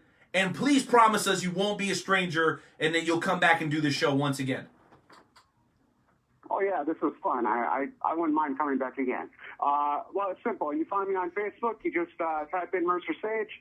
I should pop up because there's not a lot of Mercer Sages out there. Unfortunately, I don't have a wrestler page, so it's just my normal page. That's what I got. You can check out the Elite Wrestling Initiative on Facebook. You search Elite Wrestling Initiative. We should pop up there. Then we got also, oh, by the way, we are not by any means all Elite Wrestling. Please stop messaging me, guys. Seriously, I am dead serious. I don't want any all Elite emails anymore. Stop it. I am not Cody. Okay, second, check out the website. It's EliteWrestlingInitiative.com. The website's right there. Check it out. We're from North Dakota. I'm branded all over. Our logos don't even look like AEW, guys. Come on. All right. Then we got the YouTube channel, which is youtube.com/E, Wrestling, and that is our YouTube channel. Check that out for all the videos and all that stuff. We even throw our entrance videos on there too, so that's pretty cool too. So we got the Facebook page, we got the YouTube channel, and we got the EWR website. Please check it out, guys. Make sure you guys check it out. Jonesy, any final thoughts for Mercer before we let him go? Oh, man, just thank you for taking time out of your busy schedule to come on to the podcast. Just promise us that you won't be a stranger and you will come back on again sometime soon, so. Yeah, I have no problem coming back on, guys. It was fun. I'll definitely be back. And drop the website one more time, bro, before you go. Just one more time. I'm sorry, what now? The website, just one more time. The website is EliteWrestlingInitiative.com. All right, ladies and gentlemen, that brings us to the conclusion of the first hour of the Wrestle Talk podcast with Joe and Renee. We're going to take a very, very brief 1-minute break, and we're coming back with the world's premier fantasy wrestling promotion. I don't even know if we'll have time for callers. If you've been on hold for a little while, I might try to sneak you in. I have a bunch of news that I need to share with people. If it's general managers, maybe I'll try to squeeze you in even more. But guys, we'll be back in about 2 minutes, minute and a half or so, with the world's premier fantasy wrestling promotion, the Fantasy Wrestling Worldwide Chapter. Do yourself a favor, check out the new fantasy wrestling page at WrestleTalkPodcast.com. Enter Timmy, you know what to do. Hit the music. We'll see you guys in about a minute and 30 seconds. Peace.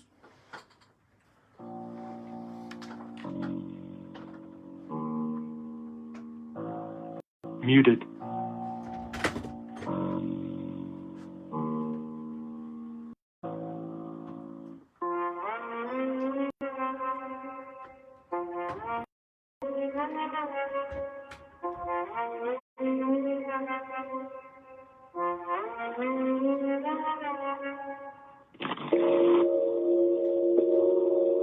Yeah. All right. Hey, baby. Baby, I'm gon' hit a strike. All right. Hitting numbers like some dice. 7-11. I hit it like I'm at you looking nice. So nice. That pussy be on point, so I'm precise. You help me find my way up out of May. You be shining like the moon and sun rays. You make me wanna pray in church on Sunday. We count this money up and call it foreplay. We gon' take the world and make it spin. Every day we fall in love again. Oh, pretty. I could be Clyde, you could be Bonnie. You got that bomb, girl, you can bomb me. You drive me crazy, keep it cruising. When I hear your voice, it's like music. If I play games with you, I lose it. If I like you, that'd be stupid. Yeah. Baby, I'm gon' get you right. Baby, I'm gon' get you right now. Baby, I'm gon' get you right. Baby, I'm gon' get you right. Yo, what up? Night Owl. Nightmare Jones. What up, Wrestle Talk fam? Do it for y'all. Check me out. Kick in the door, waving the 4-4. Even them haters can't hate us no more. So unlock your door, cause we got some more. Every Wednesday we here, keeping it raw. Night Owl, Nightmare Jones, and all the best guests. Like a double barrel pointed right at your chest. WrestleTalkPodcast.com. Smashing and killing it like the night of the prom. Smashing it and killing it like the night at the prom. Wow. All right, ladies and gentlemen, we are back from that short break. Man, we're ready for the... It seems like it's been flying by, Renee. I don't know about you, but it seems like time has been flying by, sir. Well, it absolutely has, Jonesy. It absolutely has. And I'll tell you what, man. I'm very, very grateful that we can continue to do the show. And I know that there's so many promoters and wrestlers out there and fans that are just dying for pro wrestling to come back. There's some pretty cool stuff that's been going on in between. I know KCXW is starting to release a bunch of their audio and video here very soon. XWE is doing things. Joe, have you heard any news of what the promotions in your area are doing to adapt to this quarantine, man? Anything creative, anything new, anything innovative they're doing over on your side of the country during this pandemic?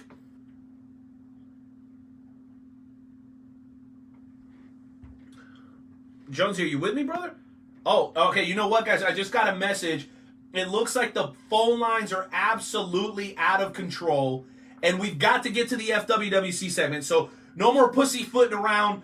Guys, we got a solid 10, maybe 12 minutes of FWWC. So if you're going to come on tonight, come on and bring the heat.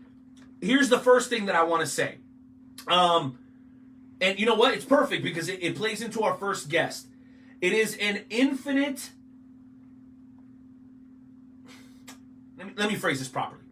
It is something that directly impacts Infinite. This decision was made amongst the board of directors and the general managers, and it's concerning the Intercontinental Championship. why don't we go ahead and bring on the general manager of the Infinite brand? More information over at WrestleTalkPodcast.com. Go to the Fantasy Wrestling tab. You guys can read all about what the group's about there. Probably the best thing going right now, especially during the quarantine. But Tank Westbrook, I want to talk to you about two things, and then you can say whatever you need to say. I want to talk to you about the Intercontinental Championship and some of the changes we're going to be observing there. And then I want to talk to you. Oh my gosh, you know what? I got three things. IC belt. I want to talk to you about this beef between Satan Haas, and I want to talk to you about Bleach the Week. Where the hell did they come from? Tank Westbrook, the floor is yours. Yeah, I want to know too. Shut up, Jones. Gentlemen, how y'all doing tonight? We're doing good. You want to talk about the Intercontinental? Bring the heat, Tank. We're ready for you, baby. So I know you were just talking about the Intercontinental Championship here in the FWWC. Yes, sir. You are correct. Us BOD members and the general managers, we sat down, we came to the round table, we sat down, we talked. Here in the FWWC, the Intercontinental used to be a cash-in, as if you were a current FWWC Intercontinental Champion, you were able to cash it in whenever and go for the top title on your brand at the time. Well, year 3, we upgraded. We went from not only having 2 brands, we went to having 3 brands. So now we have 3 top titles. We have the FWWC Hardcore title over there on Inferno. You have the FWWC World Championship over on Rise brand, which is a new brand. We have the FWWC Warriors Heart Championship on my brand. And see, a lot of those, you have so many titles now that are customized and being so top that we had to sit down and think about this cash in. So we have now decided, since we are going to get rid of a lot of the titles that we do have that have the WWE logo on them, so that they will show FWWC logo on them, we are taking away the cash-in power behind the Intercontinental Championship. So I had to break the news to not only KOB, which is King of Bleach Style on my brand, but I broke the news to my brand just recently about we are taking that power away from it. Do you have any questions? I do, Tank. And here's my thing. I know you've been here for a long time, and you remember when every belt that we used was a WWE belt. We're transitioning away from that. We're trying to become our own entity. Can you tell us maybe the positive and the negative side of it from your perspective? The positive is, like you said, we're going from using WWE titles to the FWWC titles. We're getting them customized made. That will be our entity. They will be our own company. They will be our own brand.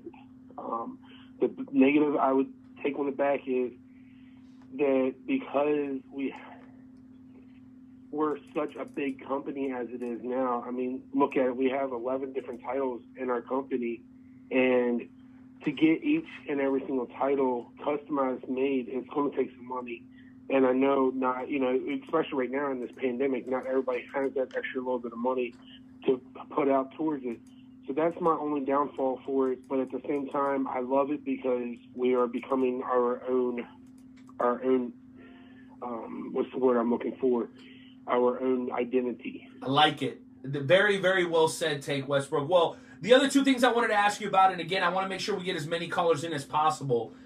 Just give me your thoughts on how it felt to win round 1 of the brand battle. Tell us a little bit about the Bleach the Week, and then also this rivalry amongst 2 of the hardest hitting superstars on your brand. This beef for the European title between Savior Saint, our Warriors Heart champion, and your first overall selection in the 2020 FWWC draft, Hardcore Hoss. Go ahead and see what you can give us on those topics. All right. So the first topic you wanted me to talk about was winning the first round of year 3 brand battle. Not only am I excited, but to go from a superstar to a GM, one time I won year 1 on the what was called Red Brand. I won that whole year. That was exciting for me. Then on year 2, I got traded to the Blue Brand, and we didn't win it, but you know what? We won some rounds. So to win it like that as a superstar was phenomenal. But to be a GM and win the very first round, for having hardcore sis and heel deal telling me that I'm a nobody, that I'm just a lousy, nice guys finish last. They might have said those things, but you know what? My brand stood behind me, stood beside me, stood in front of me, and we took all this hate and the shame that everybody was turning towards us, turned it around, put it in our gas tanks, put the foot on the pedal, and we ran over them, and we took round one. There's a lot more battles to go, and there's a lot more wars to be fought, and we're going to take it all away for year 3. Second of all, you want to know about Bleach the Week. Bleach the Week is Sick and KOB. They are 2 superstars that I would have never pictured together, but they decided, to drink a little bit of that Bleach Hall, and they formed a tag team. And I said, you know what, if you two want to run with it, let's roll with it. And I'm actually surprised to see these 2 guys work very well in the ring together. I can't wait to see how far they can go with Bleach the Week. And they've been giving Hefty Boys some run for their money. Hefty Boys, as you know, are going to be facing 2 teams from FWWC Rise brand and FWWC Inferno brand next Wednesday to face the winner of that match next Wednesday will face Heaven's Demons for the FWWC Heavyweight Tag Team titles. Now, third thing is you want to know about Saint and Hardcore Hoss. You were correct. Those 2 guys are very hard-hitting, and that's what I love about them. I had to try to do something to persuade Saint to come to my brand, and one of the things he said was, I want to work against Hoss. And I said, you know what, if you want to work against Hoss, you can work against Hoss. But I'm going to tell you right now, he's not going to back down. And those 2 have been putting a show on, and I can't wait to see the outcome of FWWC Money in the Bank. They're coming up in a couple weeks. Those 2, including Nightmare Jones, are be going for the European title that Hoss is currently carrying, and that I can't wait to see it. I want to see everything that those 3 guys can bring. Well, Tank Westbrook, man, you know what? Those thoughts are strong, and there's no question about it. But I'm getting a little bit of a... Wait, what? Oh, dear God, no, please. Oh, my gosh. Okay, wow.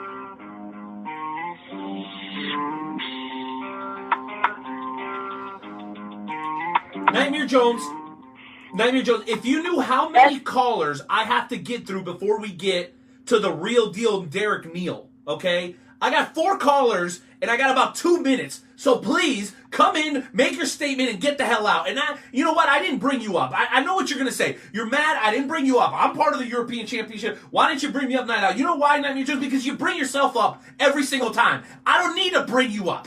You always bring yourself up. And you know what the truth of the matter is, and I hate to say this, and it's going to sound... No, wait a minute. Wait a minute.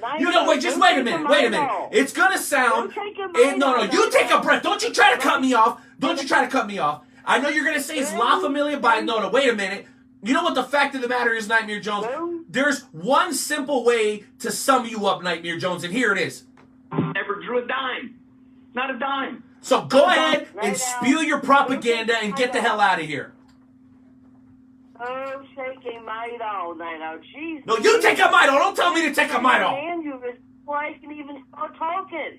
Because I know what you're... What I was going to come on here was not about the Intercontinental Championship, but about this bullcrap match that I was placed in on Friday, where I have to go up against both members of the KOB by myself. That is completely unfair. KOB? That's not even a tag team. I am putting this match is not going to happen. I am protesting it. Dude, it's not the KOB. Oh my gosh, my lawyers are going to be sending all this information to the board of directors. That is an unfair match. You cannot have Nightmare Jones against KOB by himself, where nobody is allowed, as being said, that's not even their name. In my corner. Oh my gosh. It is a completely unfair match. It is a handicap match. But don't worry, because you know as well as I do that Nightmare Jones always has something up his sleeve. So trust me, Tank Westbrook, this whole match is going to go against you very, very dearly because I would absolutely hate for something to happen to where the KOB and Sick weren't able to compete in their tag team match. Well, you know what, Nightmare Jones, and I'm going to stop you right there because this is how pathetic you are. You're calling them the KOB. Dude, that's not even their name. That's not even their freaking name, Nightmare Jones. That's how disconnected you are from reality, okay? Their name is BTW, Bleach the Week. And you know what, guys, if you're anxious, I'm already getting a lot of DMs. Derek Neal will be joining us here in a little bit, over 4 minutes. We're going to give him the full half hour. We promise you guys we're going to give you a little bit of overtime on the Wrestle Talk podcast. But, man, these members of the FWWC, that's the world's premier fantasy wrestling promotion, are on fire. And it would be disrespectful for some of these folks that have been on hold now for 39 minutes. We got somebody that's been on hold here for over 22 minutes. So let's go ahead and jump into our next caller. And my, is the timing appropriate? Ladies and gentlemen, welcome in your current Intercontinental Champion, the KOB, one half of the brand new tag team, Bleach the Week. KOB, you've only got a couple of seconds because we got to get through the other callers. But what are your thoughts on everything you've heard here tonight on the Wrestle Talk podcast? Bringing on the KOB to talk quick is what he does. Let me tell you, Mr. Little fucking Farik Nightmare Jones, you, sir, yes, you need to learn names. We are Bleach the Week, bud, and yes, you have to go against us. But that's what happens when you low blow people, son. You low blow people, you get put in tag team or handicap matches. Sorry. Well, I am the one and the only KOB. It is me. It's KOB, and it's SIC, and we're gonna kick your ass this Friday night. All right. Well, KOB, at the risk of letting you go a little long, I want to ask this question. I know that you had some thoughts on the depreciation of the Intercontinental Championship. You heard your general manager, Tank Westbrook, talk about it a little bit earlier. I think he did a very, very good job of explaining it. A good reason why you guys were able to take the W in round one. How do you feel about what's happening with the IC Championship, and are you going to let it slow you down? Mr. Night Owl, no, I am not going to let it slow me down. I understand. I am a fighting and willing and understanding man. I will just defend that belt because it is the top belt. I don't care about no Warrior's Heart. I don't care about no Hardcore. I definitely don't care about no World Champion El Diablo Hot Sauce. No, siree, it is your boy, the Intercontinental Champion that is on top, baby. Well, it's funny that you say that. You bring up one of the other top champions in the group, and I've been instructed that there's no way in hell that we can even let this man come on without giving him the proper introduction music. I mean, seriously, I'm the host of the show, and Really? They're just going to start playing it right over me. Okay, that's fine. And I believe there's some new music coming, so if this isn't like the most updated song, boo freaking who. Okay, whatever.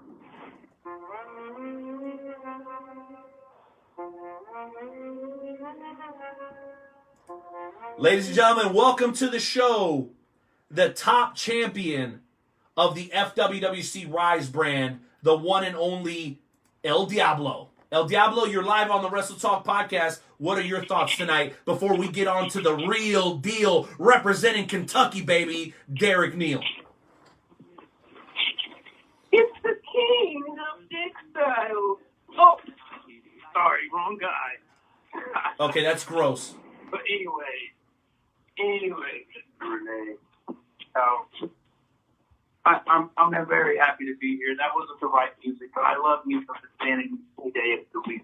So thank you for having me, sir. Well, send us the right music, man. Stop complaining and send us the right music. You La Familia people, you're making me get a damn bald spot. It's ridiculous. It's all right. It's just I had a few things to address really that.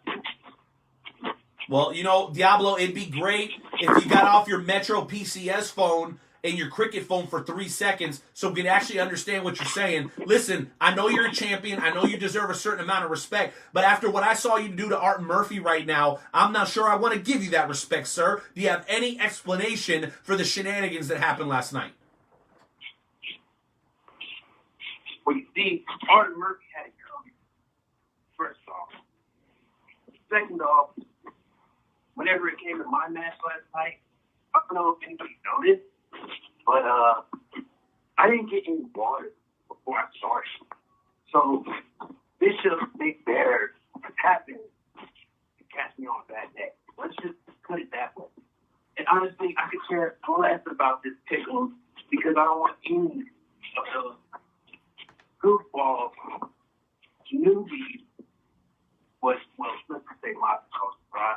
Whoa, wait a minute. You're trying to discredit Crapel. You got Crapel, who's a former champion. You got G.I. Shy, and you got Mr. Swag. You got nothing positive to say about the up-and-coming stars of the group?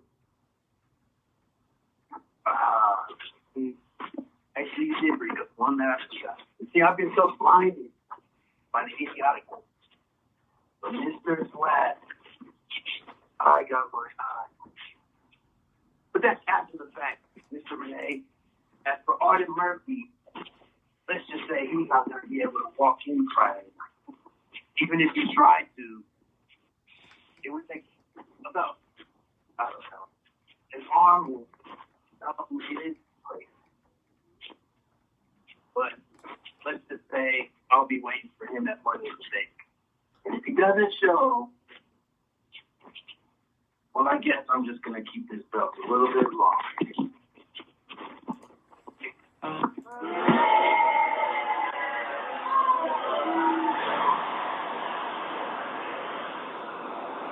Well, there you have it, ladies and gentlemen. Watching the ratings plummet by the moment, La Familia continues to bring down the FWWC segment every single week. Well, we got one last caller left, and now we're getting into Derek Neal's time, and I feel a little guilty. But again, some of these folks have been on hold for over 20, 30, 40 minutes. So we're going to go ahead and close it out with the one person that I can count on in La Familia to be the voice of reason. The one person who always seems to have a level head and a calm demeanor, the one and only Hardcore Sis, general manager of FWWC Inferno brand. Sis, please save the segment. We've only got a couple of seconds left. We got Derek Neal in the bullpen ready to fire off some Randy Johnson-type fastballs. Pause. Please bring us back to a place of reason and common sense. I beg you. Well, first of all, good evening, Night Owl. Thank you very much. Just one word of thing I want to say to Intern Timmy. Intern Timmy, you always give everybody all their entrance music. I need you to download Badass Woman by Meghan Trainor, and I want it played when I come on from now on. I think that's going to get us copyright infringement. But we can do something similar. Is that cool? That'll be fine. Something similar, something good. Anything. Have your people send the link to our people. That's what I am. Have them send the link. What's on your mind, Hardcore Sis? Well, first of all, I just wanted to say thank you to Bishop for winning me the second pick in the pick'em. You know, Bishop did an awesome job, and I am so proud of him. And I'm so proud of my whole team because my whole team did what we always do. We show up, we show out, and we show off. And we are the team to beat. Now, Tank Westbrook won the first round, but hey, even a blind squirrel gets a nut once in a while. But that's so true. That's all right. It's totally all right because he won a battle. The war is still ongoing, and we will win the war because, as always, the Inferno team brings the heat. Well, speaking of heat, Hardcore Sis. Speaking of heat, I got one question for you, and then I'll let you close it out so we can get to our final feature guest of the evening, the real deal, Derek Neal. And here it is. A lot of controversy surrounding the Hardcore Championship. You're the only general manager to hold a championship, holding it over from last year. What do you say to those critics, and how are we finally going to decide what the future is for the FWWC Hardcore Championship? Well, as for the future of it, at Money in the Bank, myself, the Battle Cat, and Voorhees will be stepping in the ring for my title. That's right, all three of us will be going in a hardcore three-way bout for my hardcore title. And you know what? I don't tend to let it go very easily. They're going to have to pry it from my cold, dead hands. But if one of them should get lucky enough to win it, I will be very proud of whichever one of them it is, because they are on my team.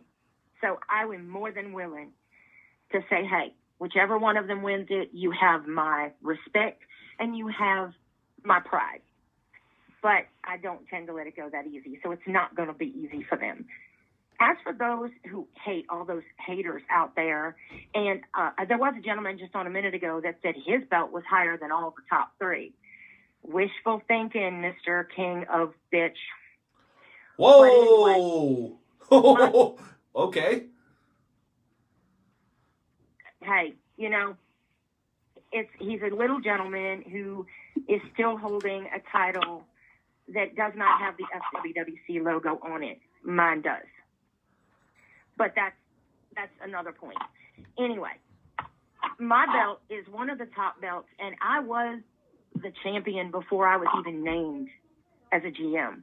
I'm not going to apologize for holding on to my title and for winning this title. I worked for it, I earned it, and I have it. And I am giving the men on my brand the chance to get it. And not a one of them are complaining about it. So the rest of you, get over yourselves, because I already have. Well, and I guess it would be like almost ungentlemanly of me to ask you, could you please amuse us with your cornbread catchphrase? Because it's one of my favorite. Listen, I know I'm not supposed to be a La Familia fan, but I am a fan of the FWWC. Is there anybody that you want to give the Uncooked Cornbread Award to tonight before you sign off? Sure. How about Mr. KOB and his GM? They both, neither one of them's cornbread is done in the middle. And you know what? Their biscuits are overburnt too. All right, Hardcore Sis. Well, thank you for joining us tonight. Guys, I'm so sorry we went a little bit over on the FWWC, but that's only because we went a little bit over with Mercer Sage, who was a fantastic guest tonight as well. Jonesy, I'm going to have you come back in here, man, because I'm very, very excited to have the opportunity to interview this gentleman one more time. You know, we talked about kind of what we wanted to do with this tour of the United States that the Wrestle Talk podcast is hosting. We've hit a lot of tremendous states. I mean, even tonight, we were in the great state of North Dakota, then we were up in Massachusetts, and those were all great. But I'll tell you what, man, when you think about states that have history in the world of professional wrestling, it's hard to go beyond number 5 without bringing up the great state of Kentucky. And you know, we've talked to this gentleman once before. I think it was right off of the heels at a appearance over at Proving Down Pro. Shout out to Jesse Matthews and the boys over there, man. We got a lot of love, a lot of respect for them. But, man, when I thought of Kentucky, he was the very first person that came to my mind. Jonesy, the King's Road Slayer, is a guy who is very much a throwback. When you see him, he feels and sounds and smells like a professional wrestler that is almost timeless, right? Because you got the new era, the flippy guys, you got the old guys that are slow, but this guy's like kind of a in-between, but he still kind of gives you a vintage feel. And I love his passion, I love his intelligence, and more than anything else, man, I love his dedication to the sport of professional wrestling. Ladies and gentlemen, it is both an honor and a pleasure to welcome back a current member of the Wrestle Talk podcast family, the one and only, the real deal, Derek Neal.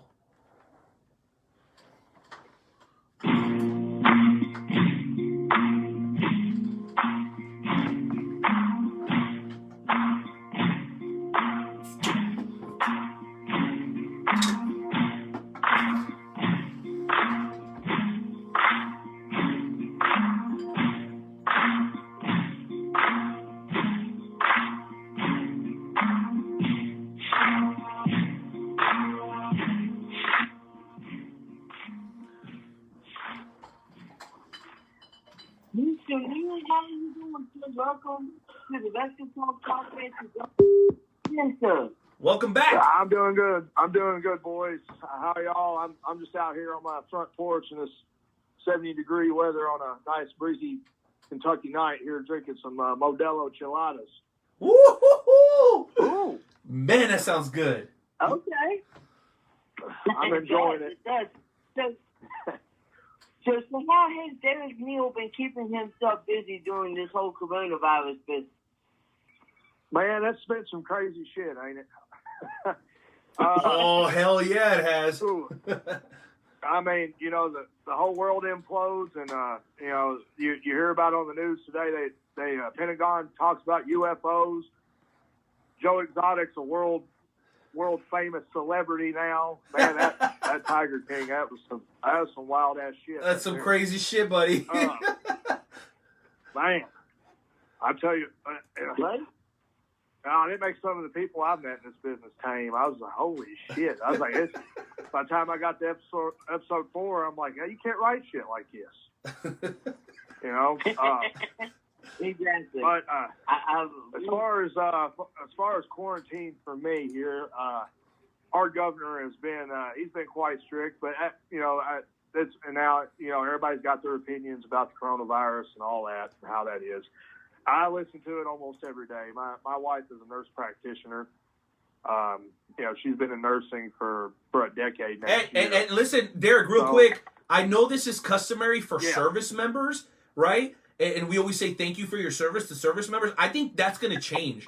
I think people that work in the medical field should get the same respect that our troops get. So from us on the Wrestle Talk podcast to your wife, thank you for your service.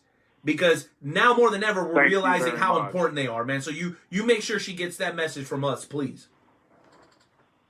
Will do, man. Thank you so much, Renee. But yeah, it's been really crazy with that, you know. And so for me, keeping my sanity, I've been I'm kind of been off and on. I've been doing a lot of damn drinking, you know. I'll be amen to that, brother. Probably the past couple of weeks, you know, I've been getting more into home workout routine. I've been doing that. So I really hit it hard last week just to try and keep things going. Just that, I've got some, just talking to all my buddies, man, and watching a lot of 80s All Japan wrestling. That's pretty much what's got me through to this point. So I'm thrilled to even be on this, man. Just to, anything with wrestling, it keeps my mind off of it for a little while, you know. Absolutely. Preach. Absolutely, sir. So what I wanted to talk to you about is, you are influenced by, Stan Hansen, Bruiser Brody, the striking skills of Misawa, and I wanted to talk to you about a tweet that professional wrestler Joey Ryan put out, and it's something that I think that you're going to have a lot of input on. It says, give me Kenny Omega making his enhancement talent look credible and a threat over Vader taking liberties on a guy just trying to get a job.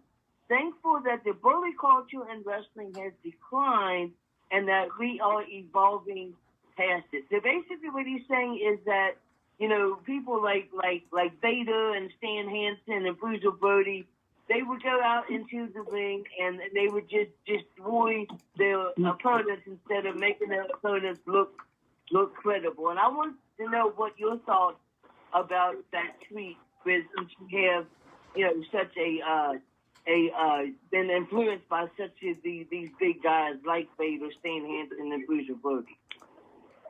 Well, the thing with Stan, and I've heard Stan say it a lot, the only reason why he was ever snug like that, he could barely see 2 feet in front of his face. His eyesight was horrible. And he's admitted that a lot over the years. So, I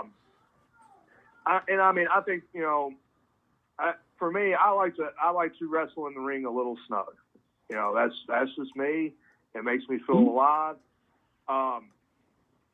I don't think that was always the case. I mean, there's a guy I know named Todd Morton, good friend of mine. He did a lot of enhancement matches in WCW in the 90s and even wrestled Vader, and Vader took care of him the whole time on a Saturday night taping years ago. I think the situations are a little different. I think maybe at times, guys might get roughed up a little bit if they kept blowing spots or not listening. But I don't think they would purposely take liberties on people. I don't know. I mean, it's for me. If I'm not there in that moment, knowing what's going on, how can I say that's what's going on? True. You know what I'm saying? I mean, so that's just my thing. You know, and I mean, as far as with Kenny, now I actually know a kid.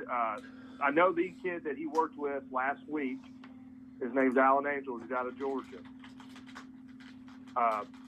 You know, I don't know if you guys watch AEW, but he worked with Kenny recently on AEW. We do. That kid is fucking amazing. He is amazing. Kid. Fantastic. Kid, so good. And you know, I'm glad to see, you know, with this quarantine, you know, it has passed on some unique opportunities to guys, you know, and some of them I know, you know, like I wrestled on shows with Alan in Alabama. You know, he's very nice, very respectable, hard worker, hella talented. Another guy out of Atlanta, I met him when I first tried out for Ring of Honor, Matt Sales. You know, I mean, I love his deal. He's constantly putting out content all the time. He's an entertaining wrestler, and he can work good in the ring. And then, you know, you got Pineapple Pete, Suge D. I've known Suge for quite some time now, man. I'm just glad to see guys I know, you know, actually they're getting to make something out. I mean, I know the situation is shitty as I'll get out, but I mean, they're able to make the best of it, you know, and they're doing good things with themselves. You know, I'm proud of all three of those guys. But yeah, it's back to the taking liberties thing on. I'm not going to sit there and say it hasn't happened in the business. I mean, it has, and it hasn't. You know what I mean. You know, I mean, it was at times. I mean, it was a very carny business, and some places you go, it still is. I mean, it just kind of depends where.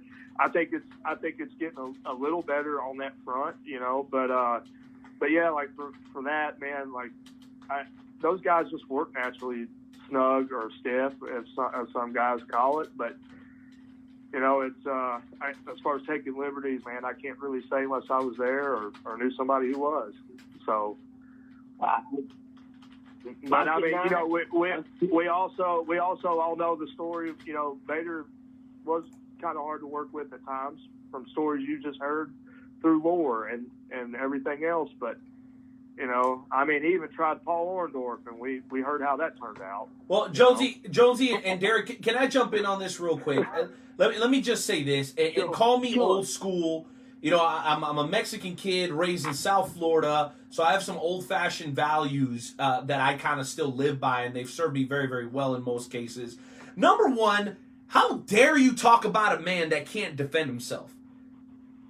Okay? That's true. Vader is not here to stand up for himself and make a case for himself. So, number one, that's bullshit. And number two, Jason Klein, checking in from the great state of St. Louis, or the great city of St. Louis, made a great point.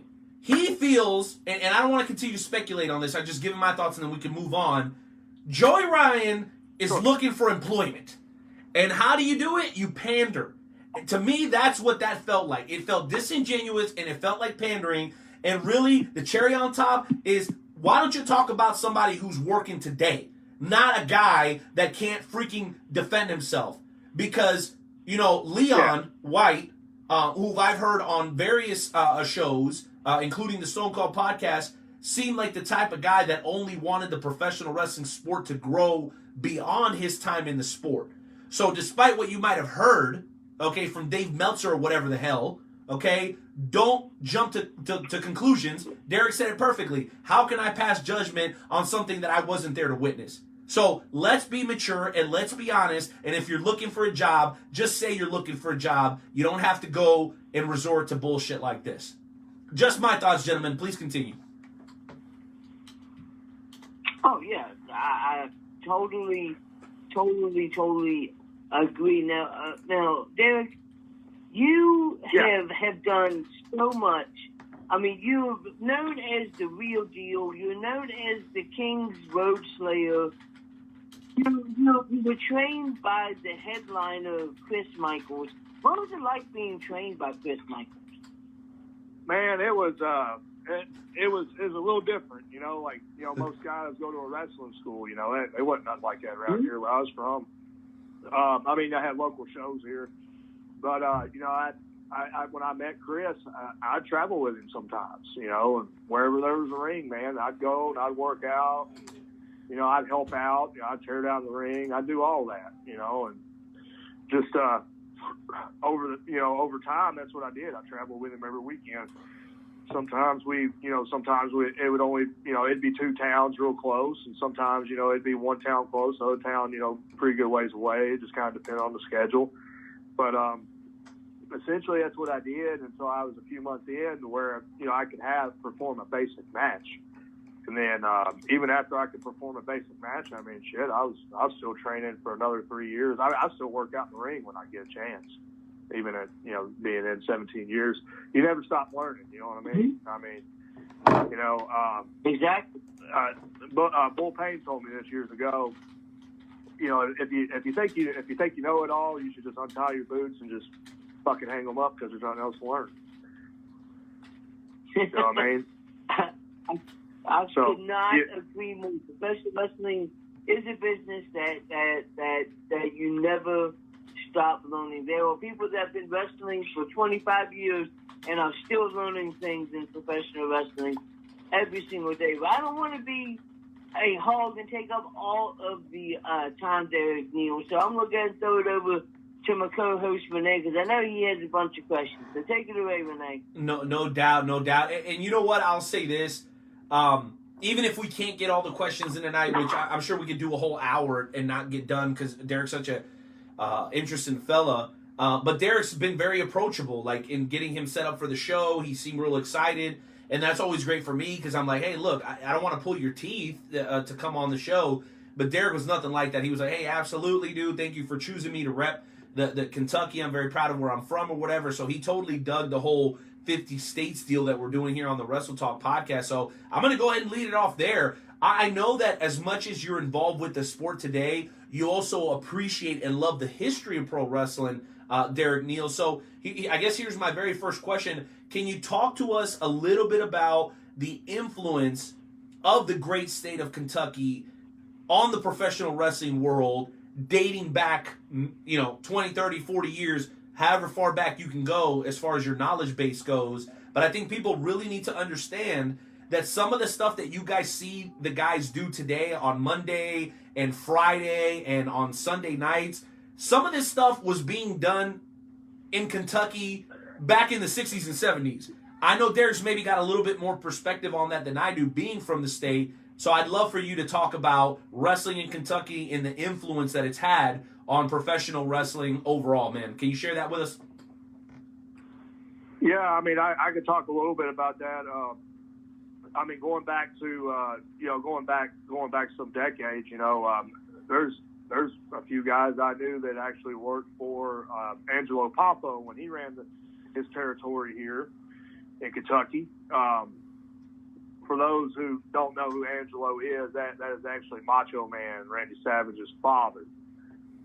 He actually ran in opposition against USWA or Memphis during their time that they were running. But like I got lucky, man. I got to work with Tony Falk. That was the guy I got to work with, and Wrestle 4 in Nashville. And he wrestled for Angelo Poffo, but he also worked for the Von Erichs and World Class. And, he worked in Memphis. He's put his stamp on the business. During the territory days. Another guy I really got to work a lot with that I really enjoyed. His name was Doug Vines, and he was in a tag team. I believe they was called Barroom Brawlers for the Poffos.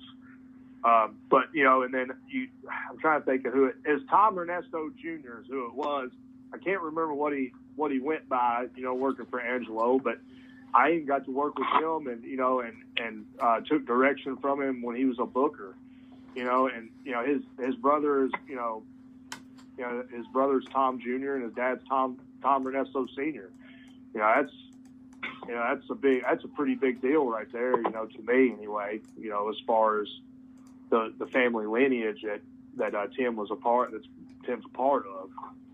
But I mean, there's all that. I mean, you got that. You got Jimmy Cornette. I know that's a lot of mixed reviews there. As far as we enjoy his shenanigans, right, Joe? We enjoy those shenanigans. We like it. But in that era, I mean, he was during his era, he was the man. You know, he was one of the best managers in wrestling. No doubt. You know, and, I mean, I do listen to his podcast. You know, I'm not, and I don't agree with everything he says, but you know, when I do see that he has points, he's dead on. You know, no doubt about it.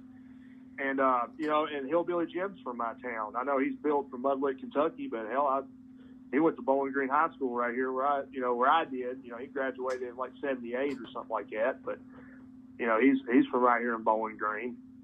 I've got to talk wrestling with him a little bit. You know, not a whole lot, but I mean, it's not only guys like that. I mean, Gypsy Joe was a big part of Kentucky wrestling history. You know, decades back. But, you know, I got to Joe. Old school. Got to share the ring with Joe, and that's awesome. Oh man, that dude was tough as they come. That's probably the toughest man I've ever met. Yeah, I would definitely agree. Gypsy Joe is a insanely tough man. Any guy that can face somebody like New Jack and like he take getting hit with baseball bats as hard as he could and still walk away. He kept getting up. Yeah, he kept getting up. Like, I mean, I was amazed, and he wasn't facing a young guy. He was facing like Gypsy Joe was like in his probably 60s, and he was still like Gypsy Joe was probably man. Yeah, he's 60s or maybe even 70s during that time. You know, when I worked with him, I know he was into his 70s, and that was when I wrestled him. It was 2009. I was only like 23 or 24. I was still scared to death. I was scared shit. Yeah. But was no joke.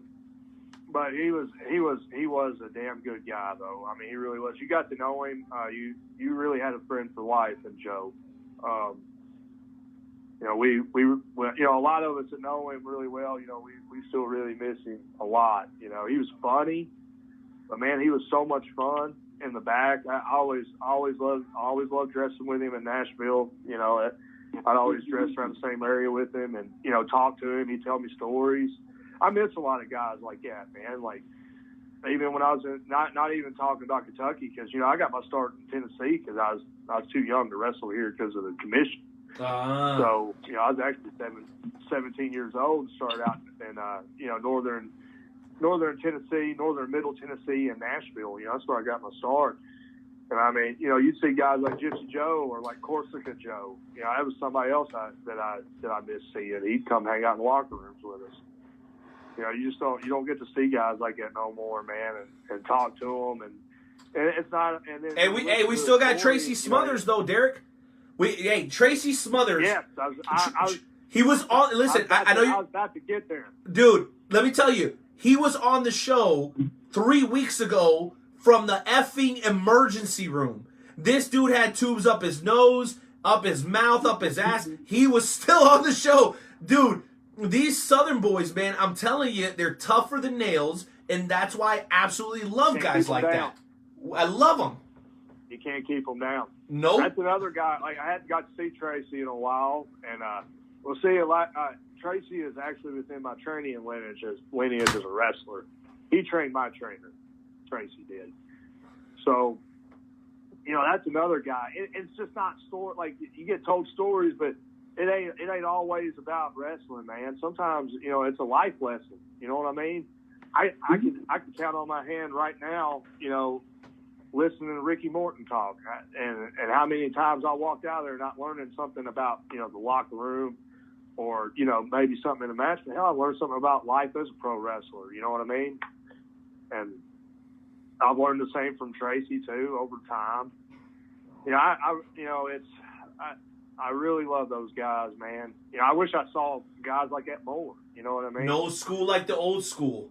No school like the old. Well, you know what? You're gonna love this, Joe. And I hate to interrupt a wonderful interview but I think it's absolutely worth it. So Derek, there's a group of guys that are getting together, and I know you know the name John Cosper. They're doing something special for the fans coming up here in a couple of days. Jonesy, why don't you drop that info real quick before I jump in with my last couple of questions for the real deal Derek Neal, man. I want to make sure the fans have this information because if you need wrestling, you miss it, and you respect and love the old school stuff, this is right up your alley, and it's absolutely free. Joe, why don't you drop the info for the listeners tonight? Sure.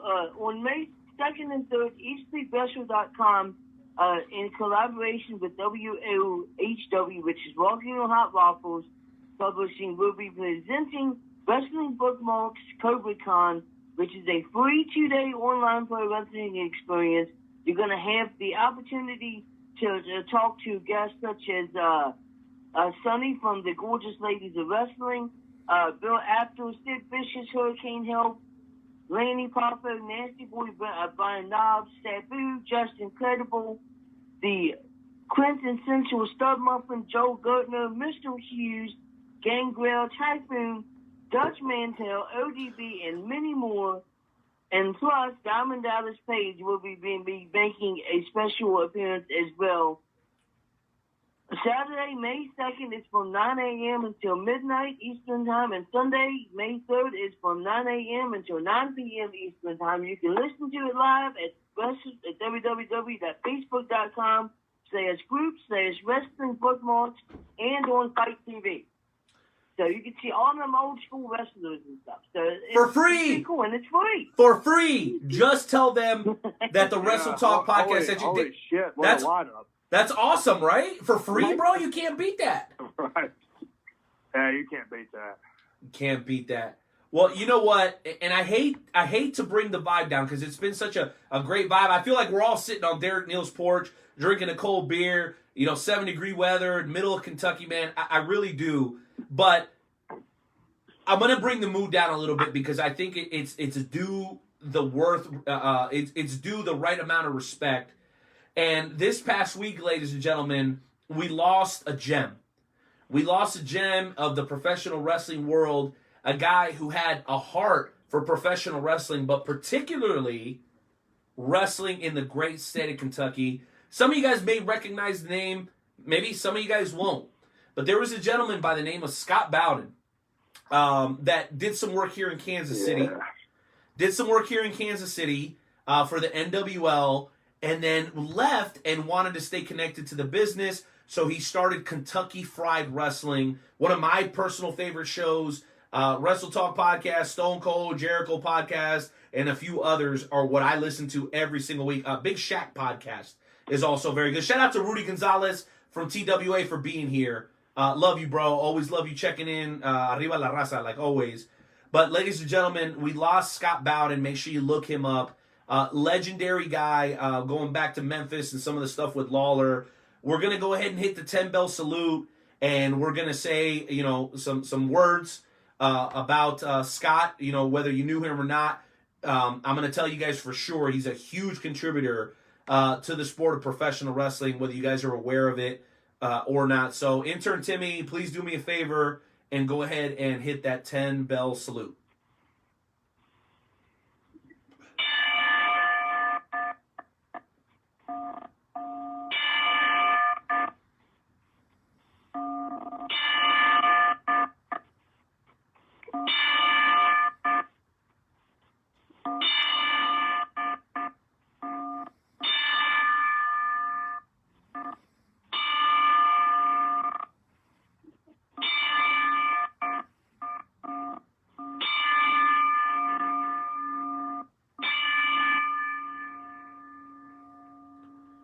And thank you, listeners, for observing that moment of silence and that 10-bell salute in honor of Scott Bowden of Kentucky Fried Wrestling. Derek, I know that's a tough transition, man, but any thoughts on Scott and his contributions to professional wrestling, particularly in the great state of Kentucky? I don't really remember too much about Kentucky aside from Kentucky Fried Wrestling, but I do remember what he had to contribute to as far as USWA. Fair, Tennessee, correct. Yes. It's is a complete travesty. I mean, I thought he was a very unique talent for sure. Unfortunately, never got to meet him in person. Would have been nice to have. Yeah, I remember seeing the post made by Kevin Lawler, when it was announced that he was gone. It's just a complete tragedy, no doubt about it. How old was he? He was only 48 or something like that? Yeah, bro, he wasn't even 50 years old. And you guys might have heard of him as Travis Scott Bowden from the Memphis days with Lawler. Yeah. Just YouTube his name, and I guarantee you're gonna be left with something that you're gonna remember from. I mean, everything the guy did was memorable. So thank you for sharing those thoughts, Derek. And I know that he was from Kentucky, but claim to fame was over in Tennessee. I just want to make sure that we hit on that. I felt like it was very appropriate considering that we're shining the light on the great state of Kentucky. Joe, any thoughts on your behalf? I never got to meet the guy, but just hearing stories about him and his contributions, he's definitely going to be missed. And my thoughts and prayers go out to his family, man. It stinks. No doubt. Man, it's tough to transition out of that, but we're going to go ahead and try and do that. So, Derek, we're going to kind of pick up the energy here in just a few moments when we get into tonight's edition of the Wrestle Talk Podcast Game Show Challenge. But I did have a couple of more questions. So, here we go. The first one is, I know you're a family man, and one of the things that I always find very interesting is because of how much you guys are on the road, weekends, sometimes even weekdays, doing what you love on top of what you do for a living. How have you managed to strike a balance between your professional wrestling career and your family at home? How have you managed that? I'm curious. Starts with no sleep. No doubt. That's one. I know it was last year before when we last spoke, but we actually had another son in January, so now I got a stable. I got 4 now. So. Oh my gosh! You got a full basketball team, huh? Know, right? You think I'd figure out how that works by now? But yeah, he was our boy. He was born January 8th, so during that time, I took time off to be at home because my wife had to have she did have to have a cesarean done, so she was down and out there for a little bit. But I mean, really, it's sacrifices of sleep really is what's got me through it. I'll kind of give you a little rundown. I did this is a really cool company. Check them out, please. They're called New South Pro Wrestling. New South, love them. They're based out of Alabama. This was the weekend of the House tournament. When we had that the Heart of Southern 16 tournament. It was and that tournament actually went all the way in that tournament. And it was March 6th and 7th. So it's just shortly before, all the lockdown stuff started happening. So, I go down there on a Friday, I wrestle, I stay over, and then I wrestle there Saturday night. I get back home to Kentucky about 4 a.m. And then, I got my 2 older kids, they play travel sports, So I had to run one of them to what's called Brentwood, Tennessee. It's about an hour and a half south of me. So I got in about 4 a.m., slept about 3 hours, got up, we got food, we went down there, we played the soccer game. But on the way back, there's another local promotion about 30 minutes south of me in Franklin, Kentucky, and it's actually called New South Championship Wrestling. Familiar. James Carver's the promoter. And, I mean, they got hella good talent that come in there all the time. Guys like Cash Flow, Damian Wayne, Chase Stevens. My trainer, Chris Michaels, wrestles there regularly.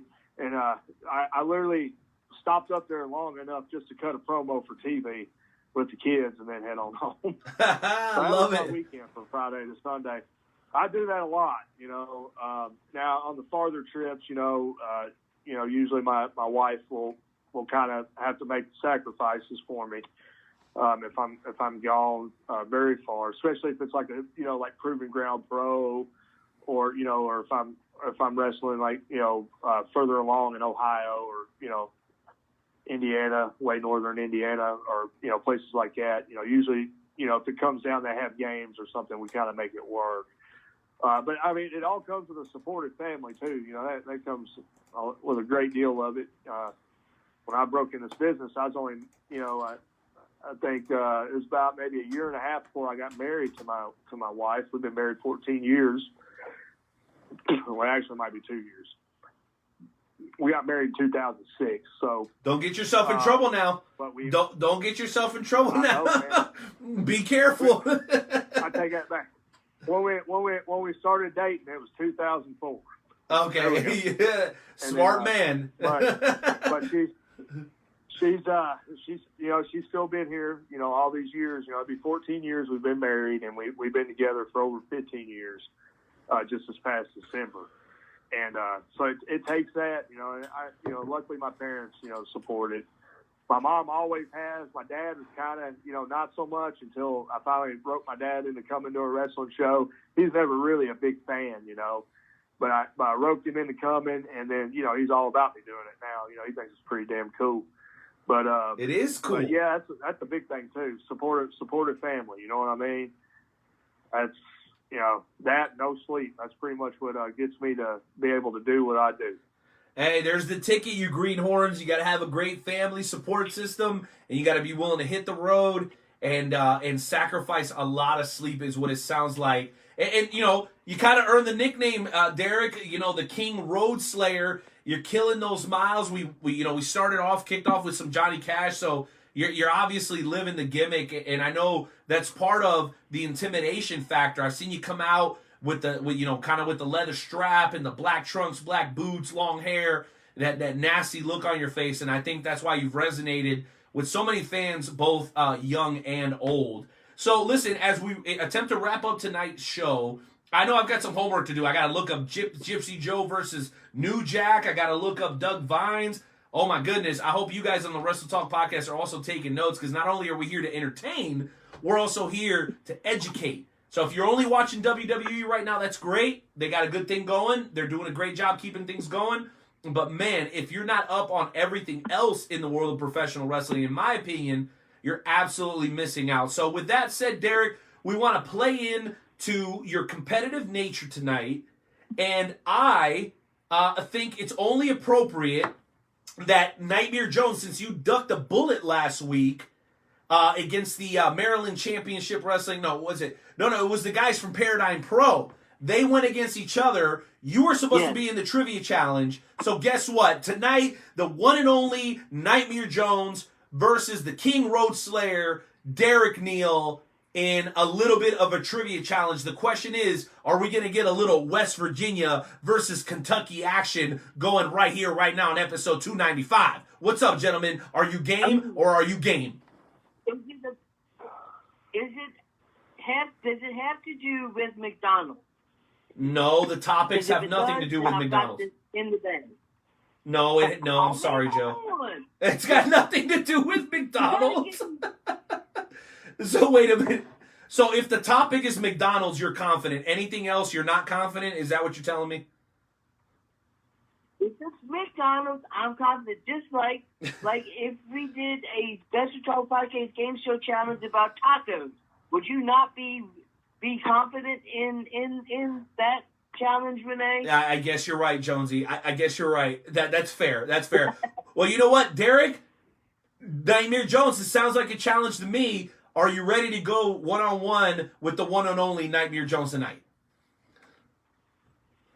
Man, I've had a little bit to drink, but I'll give it my best shot. Hey, I'm pretty sure Nightmare Jones has to, except he's drinking Red's Apple Ale. So, and you're drinking Modelo. All right?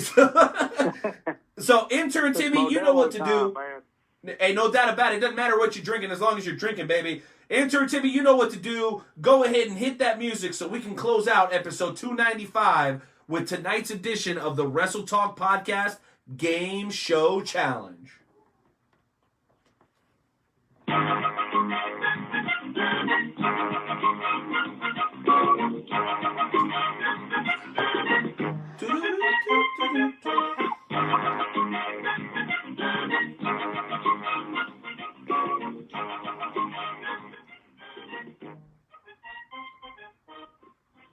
All right, guys. All right. Jonesy, Yeah. I think it's my turn to go ahead and lead this thing off as the one and only Nightmare Jones takes on the real deal Derek Neal. Before we get on to tonight's matchup, I just want to remind everybody one more time, Wrestling Bookmarks COVID Con. Look them up on Fight TV. Look them up on Facebook. Some of the greatest names in professional wrestling of the present, past, and of the future will be there to talk wrestling with you for 2 full days from 9 a.m. to 9 p.m. on Saturday, May 2nd, and 9 to 9, May 3rd. Again, our friends over at Eat Sleep Wrestling in collaboration with Walking on Hot Waffles Publishing. Make sure you guys look them up.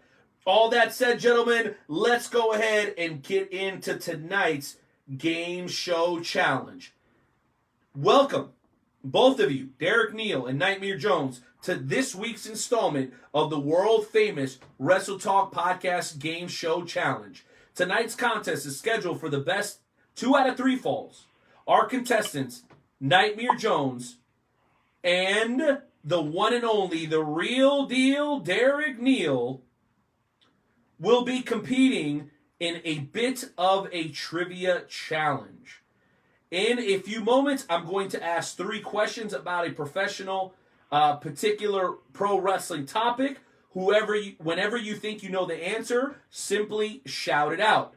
The first person to win 2 out of 3 falls will win tonight's Game Show Challenge. Gentlemen, do you have any questions? Nope. Jonesy? Nope. Here we go. All right. So, question. Oh yeah. By the way, tonight's Wrestle Talk podcast category is short-term WWE champions. I will give information about 3 famous professional wrestlers who held the WWE Championship for less than 24 hours. When you think you know who I am talking about, please simply shout out your answer. The first person, again, to score 2 out of 3 falls will win tonight's contest. Are you guys clear on that as well? Yes. So it's less than 24 hours? Yeah, that's the topic, correct. The people who held the championship for less than 24 hours. You guys good with that? Yep. Yep, let's go. All right, hold on. I'm asking the members of the Wrestle Talk family who they think is going to win, Nightmare Jones or Derek Neal. Let's see if we can get some feedback. So as we wait for that feedback, let's go ahead and get on to question number 1. This professional wrestler and 2019 WWE Hall of Famer both won and lost the WWE Championship at WWE No Mercy 2007. He was recently recognized on SmackDown for 25 years in the WWE. Please. Checking with the judges. Correct. That is the correct answer. Nightmare Jones, you have the correct answer. You are currently up. Quick, baby. Very, very quick. Good job. Good job. All right. It sounds like the volunteer country is coming out on top with question number 1. But you know what? We still got 2 questions to go. And here it is. Question number 2. On July 25th, 2011, this professional wrestler won the WWE Championship on Monday Night Raw, defeating The Miz, and lost the WWE Championship to John Cena later that evening. Over the course of his career, this wrestler has competed in both WCW, ECW, and Lucha Underground. He also competed in WCW, both with and without the mask. Please name him. Rey Mysterio. So. Ding, ding, ding. That is correct. Nightmare Jones, you have answered question number 2 correctly. I did the job. All right. But you know what? I did the job. But you know what? This challenge is not over yet because the last question is particularly difficult and is worth 2 points. Derek Neal, you're not out of this just yet. That's right, Nightmare Jones. That's right. Here's question number 3. At the WWE Survivor Series in 2015, this wrestler defeated Alberto Del Rio and Dean Ambrose to win the WWE Championship. However, that is incorrect. However, he lost the WWE Championship when Sheamus cashed in his Money in the Bank contract. Roman Reigns. Believe that. That is correct, ladies and gentlemen. Derek Neal has come back and tied the game. We have 1 question left. Oh my gosh, if I had any nails, I would have bit them off right now. Here's the last one, gentlemen. Talk about... You and me both, man. Ooh, brother. Talk about building to a finish. Here is the final question. Again, as soon as you know the answer, shout it out. In the last question, this member of the Shield both won and lost the WWE Championship at WWE Money in the Bank 2016. He won... Dean Ambrose. That is incorrect. Seth Rollins. Seth Rollins is correct, ladies and gentlemen. Your winner with the most miraculous comeback in Wrestle Talk Podcast Game Show Challenge history. The one and only. That's right. The one and only. The one. The one and only.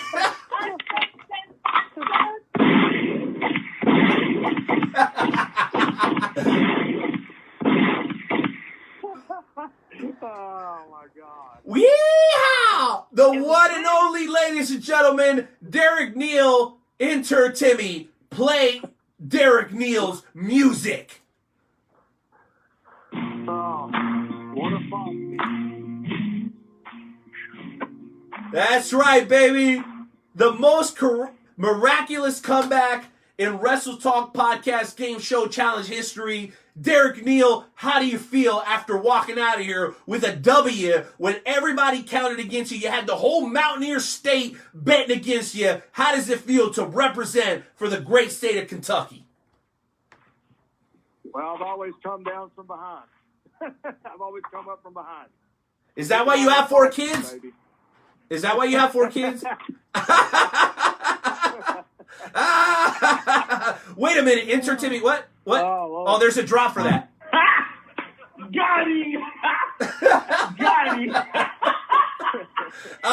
Good times, everybody. Nightmare Jones, any thoughts after basically choking away what was a surefire win? I cannot believe what just happened. Sir, any thoughts? Nightmare? Nightmare Jones?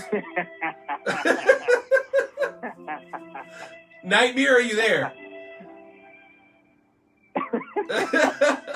Okay, well, it seems like Nightmare Jones has had about enough of the game show challenge tonight. Well, I'll tell you what, it definitely made for great entertainment. Derek, thank you so much. What? Go ahead, Jonesy. Did you have something you wanted to say, brother? Just thank you, Derek Neal, for coming on to the show and taking time out of your busy schedule. And hopefully one day I can get up to Kentucky and see one of your wrestling matches, because I don't live too far from Kentucky. I live about 6 hours from Charleston, so it's not too bad. I mean, it'll be a weekend trip, but you know. Yeah, let's make it happen. Or, every once in a while, I'll talk to him. You know, again once this thing settles down. I have been in Huntington, West Virginia, for Freddie Cornell. Oh man! Come on, we got to make that happen. The restaurant you guys need to keep in touch. In Huntington, Virginia. There was a restaurant in Huntington, West Virginia, by the Marshall University called Can Tam. Man, if I Yeah. go to Huntington, I got to go to Can Tam. Man. That place is amazing. Nice. Ah, We got to make that happen, gentlemen. I might take that one under advisement then. I might do it myself next time I go out that way. So good. Yeah, I just want to throw a few plugs out there, man, if I can. If No, that's all absolutely. right. Well, listen, that's how we close out every show, Derek. We want to thank you for being a part of the show. We want to thank you for being a loyal member of the Wrestle Talk family. And we want to go ahead and just give you an open mic, man. Is there anything you want to tell us about? Social media, upcoming shows, where people can support you during kind of the quarantine. This is your time, man. Go ahead. Yeah, for sure, man. You can follow me. You can find me on Facebook, Derek Neal. I'm getting a little full on the friends request though, but I might turn that page into public or create a fan page. I'm not sure yet. I probably should have done the fan page thing forever ago. But on Twitter, I've been using Twitter a lot, so you can follow me at Derek Neal 91. As far as the wrestling goes, man, if you guys have an independent wrestling TV subscription, check out, New South Wrestling, man. There's so much damn good talent on that, that wrestle for that company. And they bring in a lot of good talent too. But I want to give a shout out to guys like Chris Crunk, Donnie Janela, Adam Priest, definitely Cabana Man Dan, and there's some good young guys too, Two Fly Tie. Like guys like that, man. Try to find them on Twitter too, man. They've been putting out content and stuff like that, during all this crazy time right now. And I really wanted to mention them guys, man, and just that company in general, because I mean they're, they put on some of the best shows in the South, in my opinion, in professional wrestling on the independent level. And then, and as far as like my Kentucky guys, man, I want to give a shout out to my boy out in Paris, Kentucky, man. He just got signed with Impact Wrestling late last year. Legendary Larry D. You can find him on Twitter. Wrestling Revolver. I saw him at a Wrestling Revolver show in Iowa. Love Larry D. Dude, this dude great, literally, man. he had the whole building shaking, Derek. He is a monster. Oh, he's the man. Dude, Larry D is the man. You guys do your research. So I want to give a shout out to him. Another guy, Brandon Taggart. He's from that area. He wrestles in the same home promotion up there in Kentucky that Larry does. He's wrestled a lot of shows for Evolve last year. Hell of a talent. Another one that's very good. His name's Austin Tyler Morris, ATM. Look him up. And that wrestling promotion up there is very good as well. It's called Primetime Wrestling, BTW. Really good stuff. And I also want to plug, obviously, New South Championship Wrestling. James Carver, man, he runs a hell of an event. That's kind of my place that's what I call my home promotion. And I'm damn proud to be a part of it. So I just wanted to put those guys out there too, man. Not only just me. And just any wrestler, man, if you can support them in any way, especially during this time, man, because there's some of us. This is how they make their living. For me, this is not my primary source of income, but it is a supplementary source of income. So I mean, I'm hurting a little bit, but nowhere near as bad as these guys that do it full time for a living. So check out Pro Wrestling Tees. I know there's some other, query them about buying their merch, even if they don't have a store. Some of them don't, and they sell it on their own and ship it on their own. Just reach out to them, man, to buy 8x10, a T-shirt, a DVD if they got it.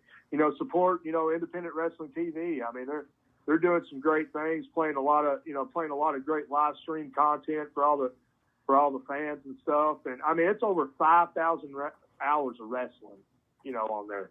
Yeah. And then, you could see me on there from, New South Wrestling, Paradigm Pro Wrestling. I wrestled up there some. Pro Wrestling Freedom, there's a lot of content is still up there, and then even some of the older IWA Mid-South stuff, and I had a couple of runs there, they've got content up there now too, where they have the partnership with Smart Mark Video. So go and check it out. Lastly, buy Tracy Smothers' book, for real, I'm telling you. That's right. I gotta buy me a copy. Written by John Cosper. Hey, written by John Cosper.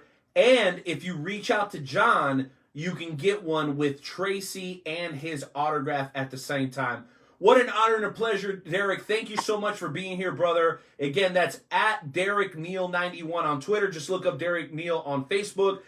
Just follow us on the Facebook the fan page or at WrestleTalkPodcast.com for more information on everyone and everything that you've heard here tonight on episode 295 of the show. I got one last thing too. Proving Ground Pro, they've actually been putting out a lot of content too on their YouTube channel. Check it out. There's a lot of good stuff on there. There's a couple of bangers between me and old Jake Durden on there. If you want to see some hard hitting, old fashioned. Of course. Hey, shout out to Jesse Matthews and those boys over there. Man, we did a show in Southern Illinois in the middle of a little town square. Bro, Derek, you were at that show. We were in the locker room together. There was easily 400 people. Mike Outlaw. Dude, that's right. You wrestled Mike Outlaw, and KLD went against Dirty Jake Durden that night. There was easily over 400 to 450 people at that show. Derek Neal is a big-time guy. So whenever this shit goes away once and for all, okay, make sure you look up Derek Neal and everything he's got going on, man. Blessings to you. Blessings to your family, your beautiful wife. Thank her. Tell her we said we appreciate her service. And, brother, promise us you will not be a stranger. Oh, definitely not, man. I love you guys. Thanks for having me on, man. I also, best wishes for y'all's health, too, during this crazy time. You got it, Derek. You have a good night. Jonesy, say good night to Derek Neal, baby. Oh, man, Derek, thanks for coming on the show. Like I said, one day I'll make my way down to Kentucky and catch one of your shows. So it's been a honor. It's been a privilege. And please come back again, sir. Hell yeah, man. We'll do for sure, man. I love you guys. Thank you. Y'all have a good night. All right? Blessings, brother. Yep. Peace. Peace. Man. Woo! What a Wrestle Talk podcast, man. Another incredible show. When you're having fun, man.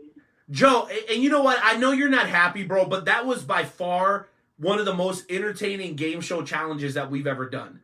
Like, the suspense, was totally worth it. Like, I hope that you agree with that. And, bro, and that's what we try to do here, man. We're trying to raise the bar. But we're trying to be the very best that we can be here on the Wrestle Talk podcast, man. And I'll tell you what, bro, as we continue to creep towards episode 300, I could not be any prouder to call you my partner, man. You're a great dude. You're a better person. And I can't wait to play more Red Dead Redemption with you a little bit later tonight. Ladies and gentlemen, that's it. Episode 295 is over. Remember to visit our website. That's www.WrestleTalkPodcast.com. Okay, podcast. Oh my gosh, this doesn't fit. .com. Okay, I know that looks super crazy. I love you. I'm trying to put it on the screen. .com. Make sure you guys support us. Make sure you grab a mug. Half of the profits go to your favorite wrestler, promotion, or charity. Let us know, because you know what? Pro wrestling is making a comeback like never before, and the Wrestle Talk podcast, Jonesy, is going to be here to cover it all, whether you guys like it or not. That's it, baby. We're done. Have a good night. Have a great evening. Have a great rest of the week. Grace and peace to everybody, man. Jonesy, say goodnight, because we are out of here, baby. It's over. It's done. Hit the music. That looks terrible.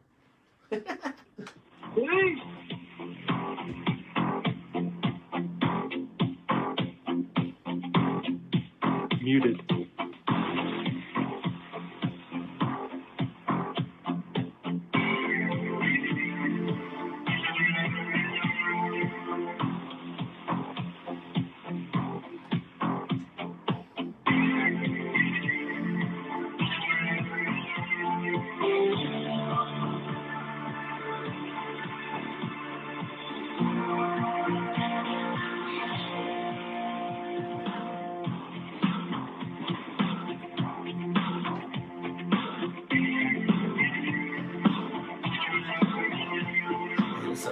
Make sure y'all know what's up. Please do. Love y'all, man. Thank you so much. Thank you. We appreciate y'all.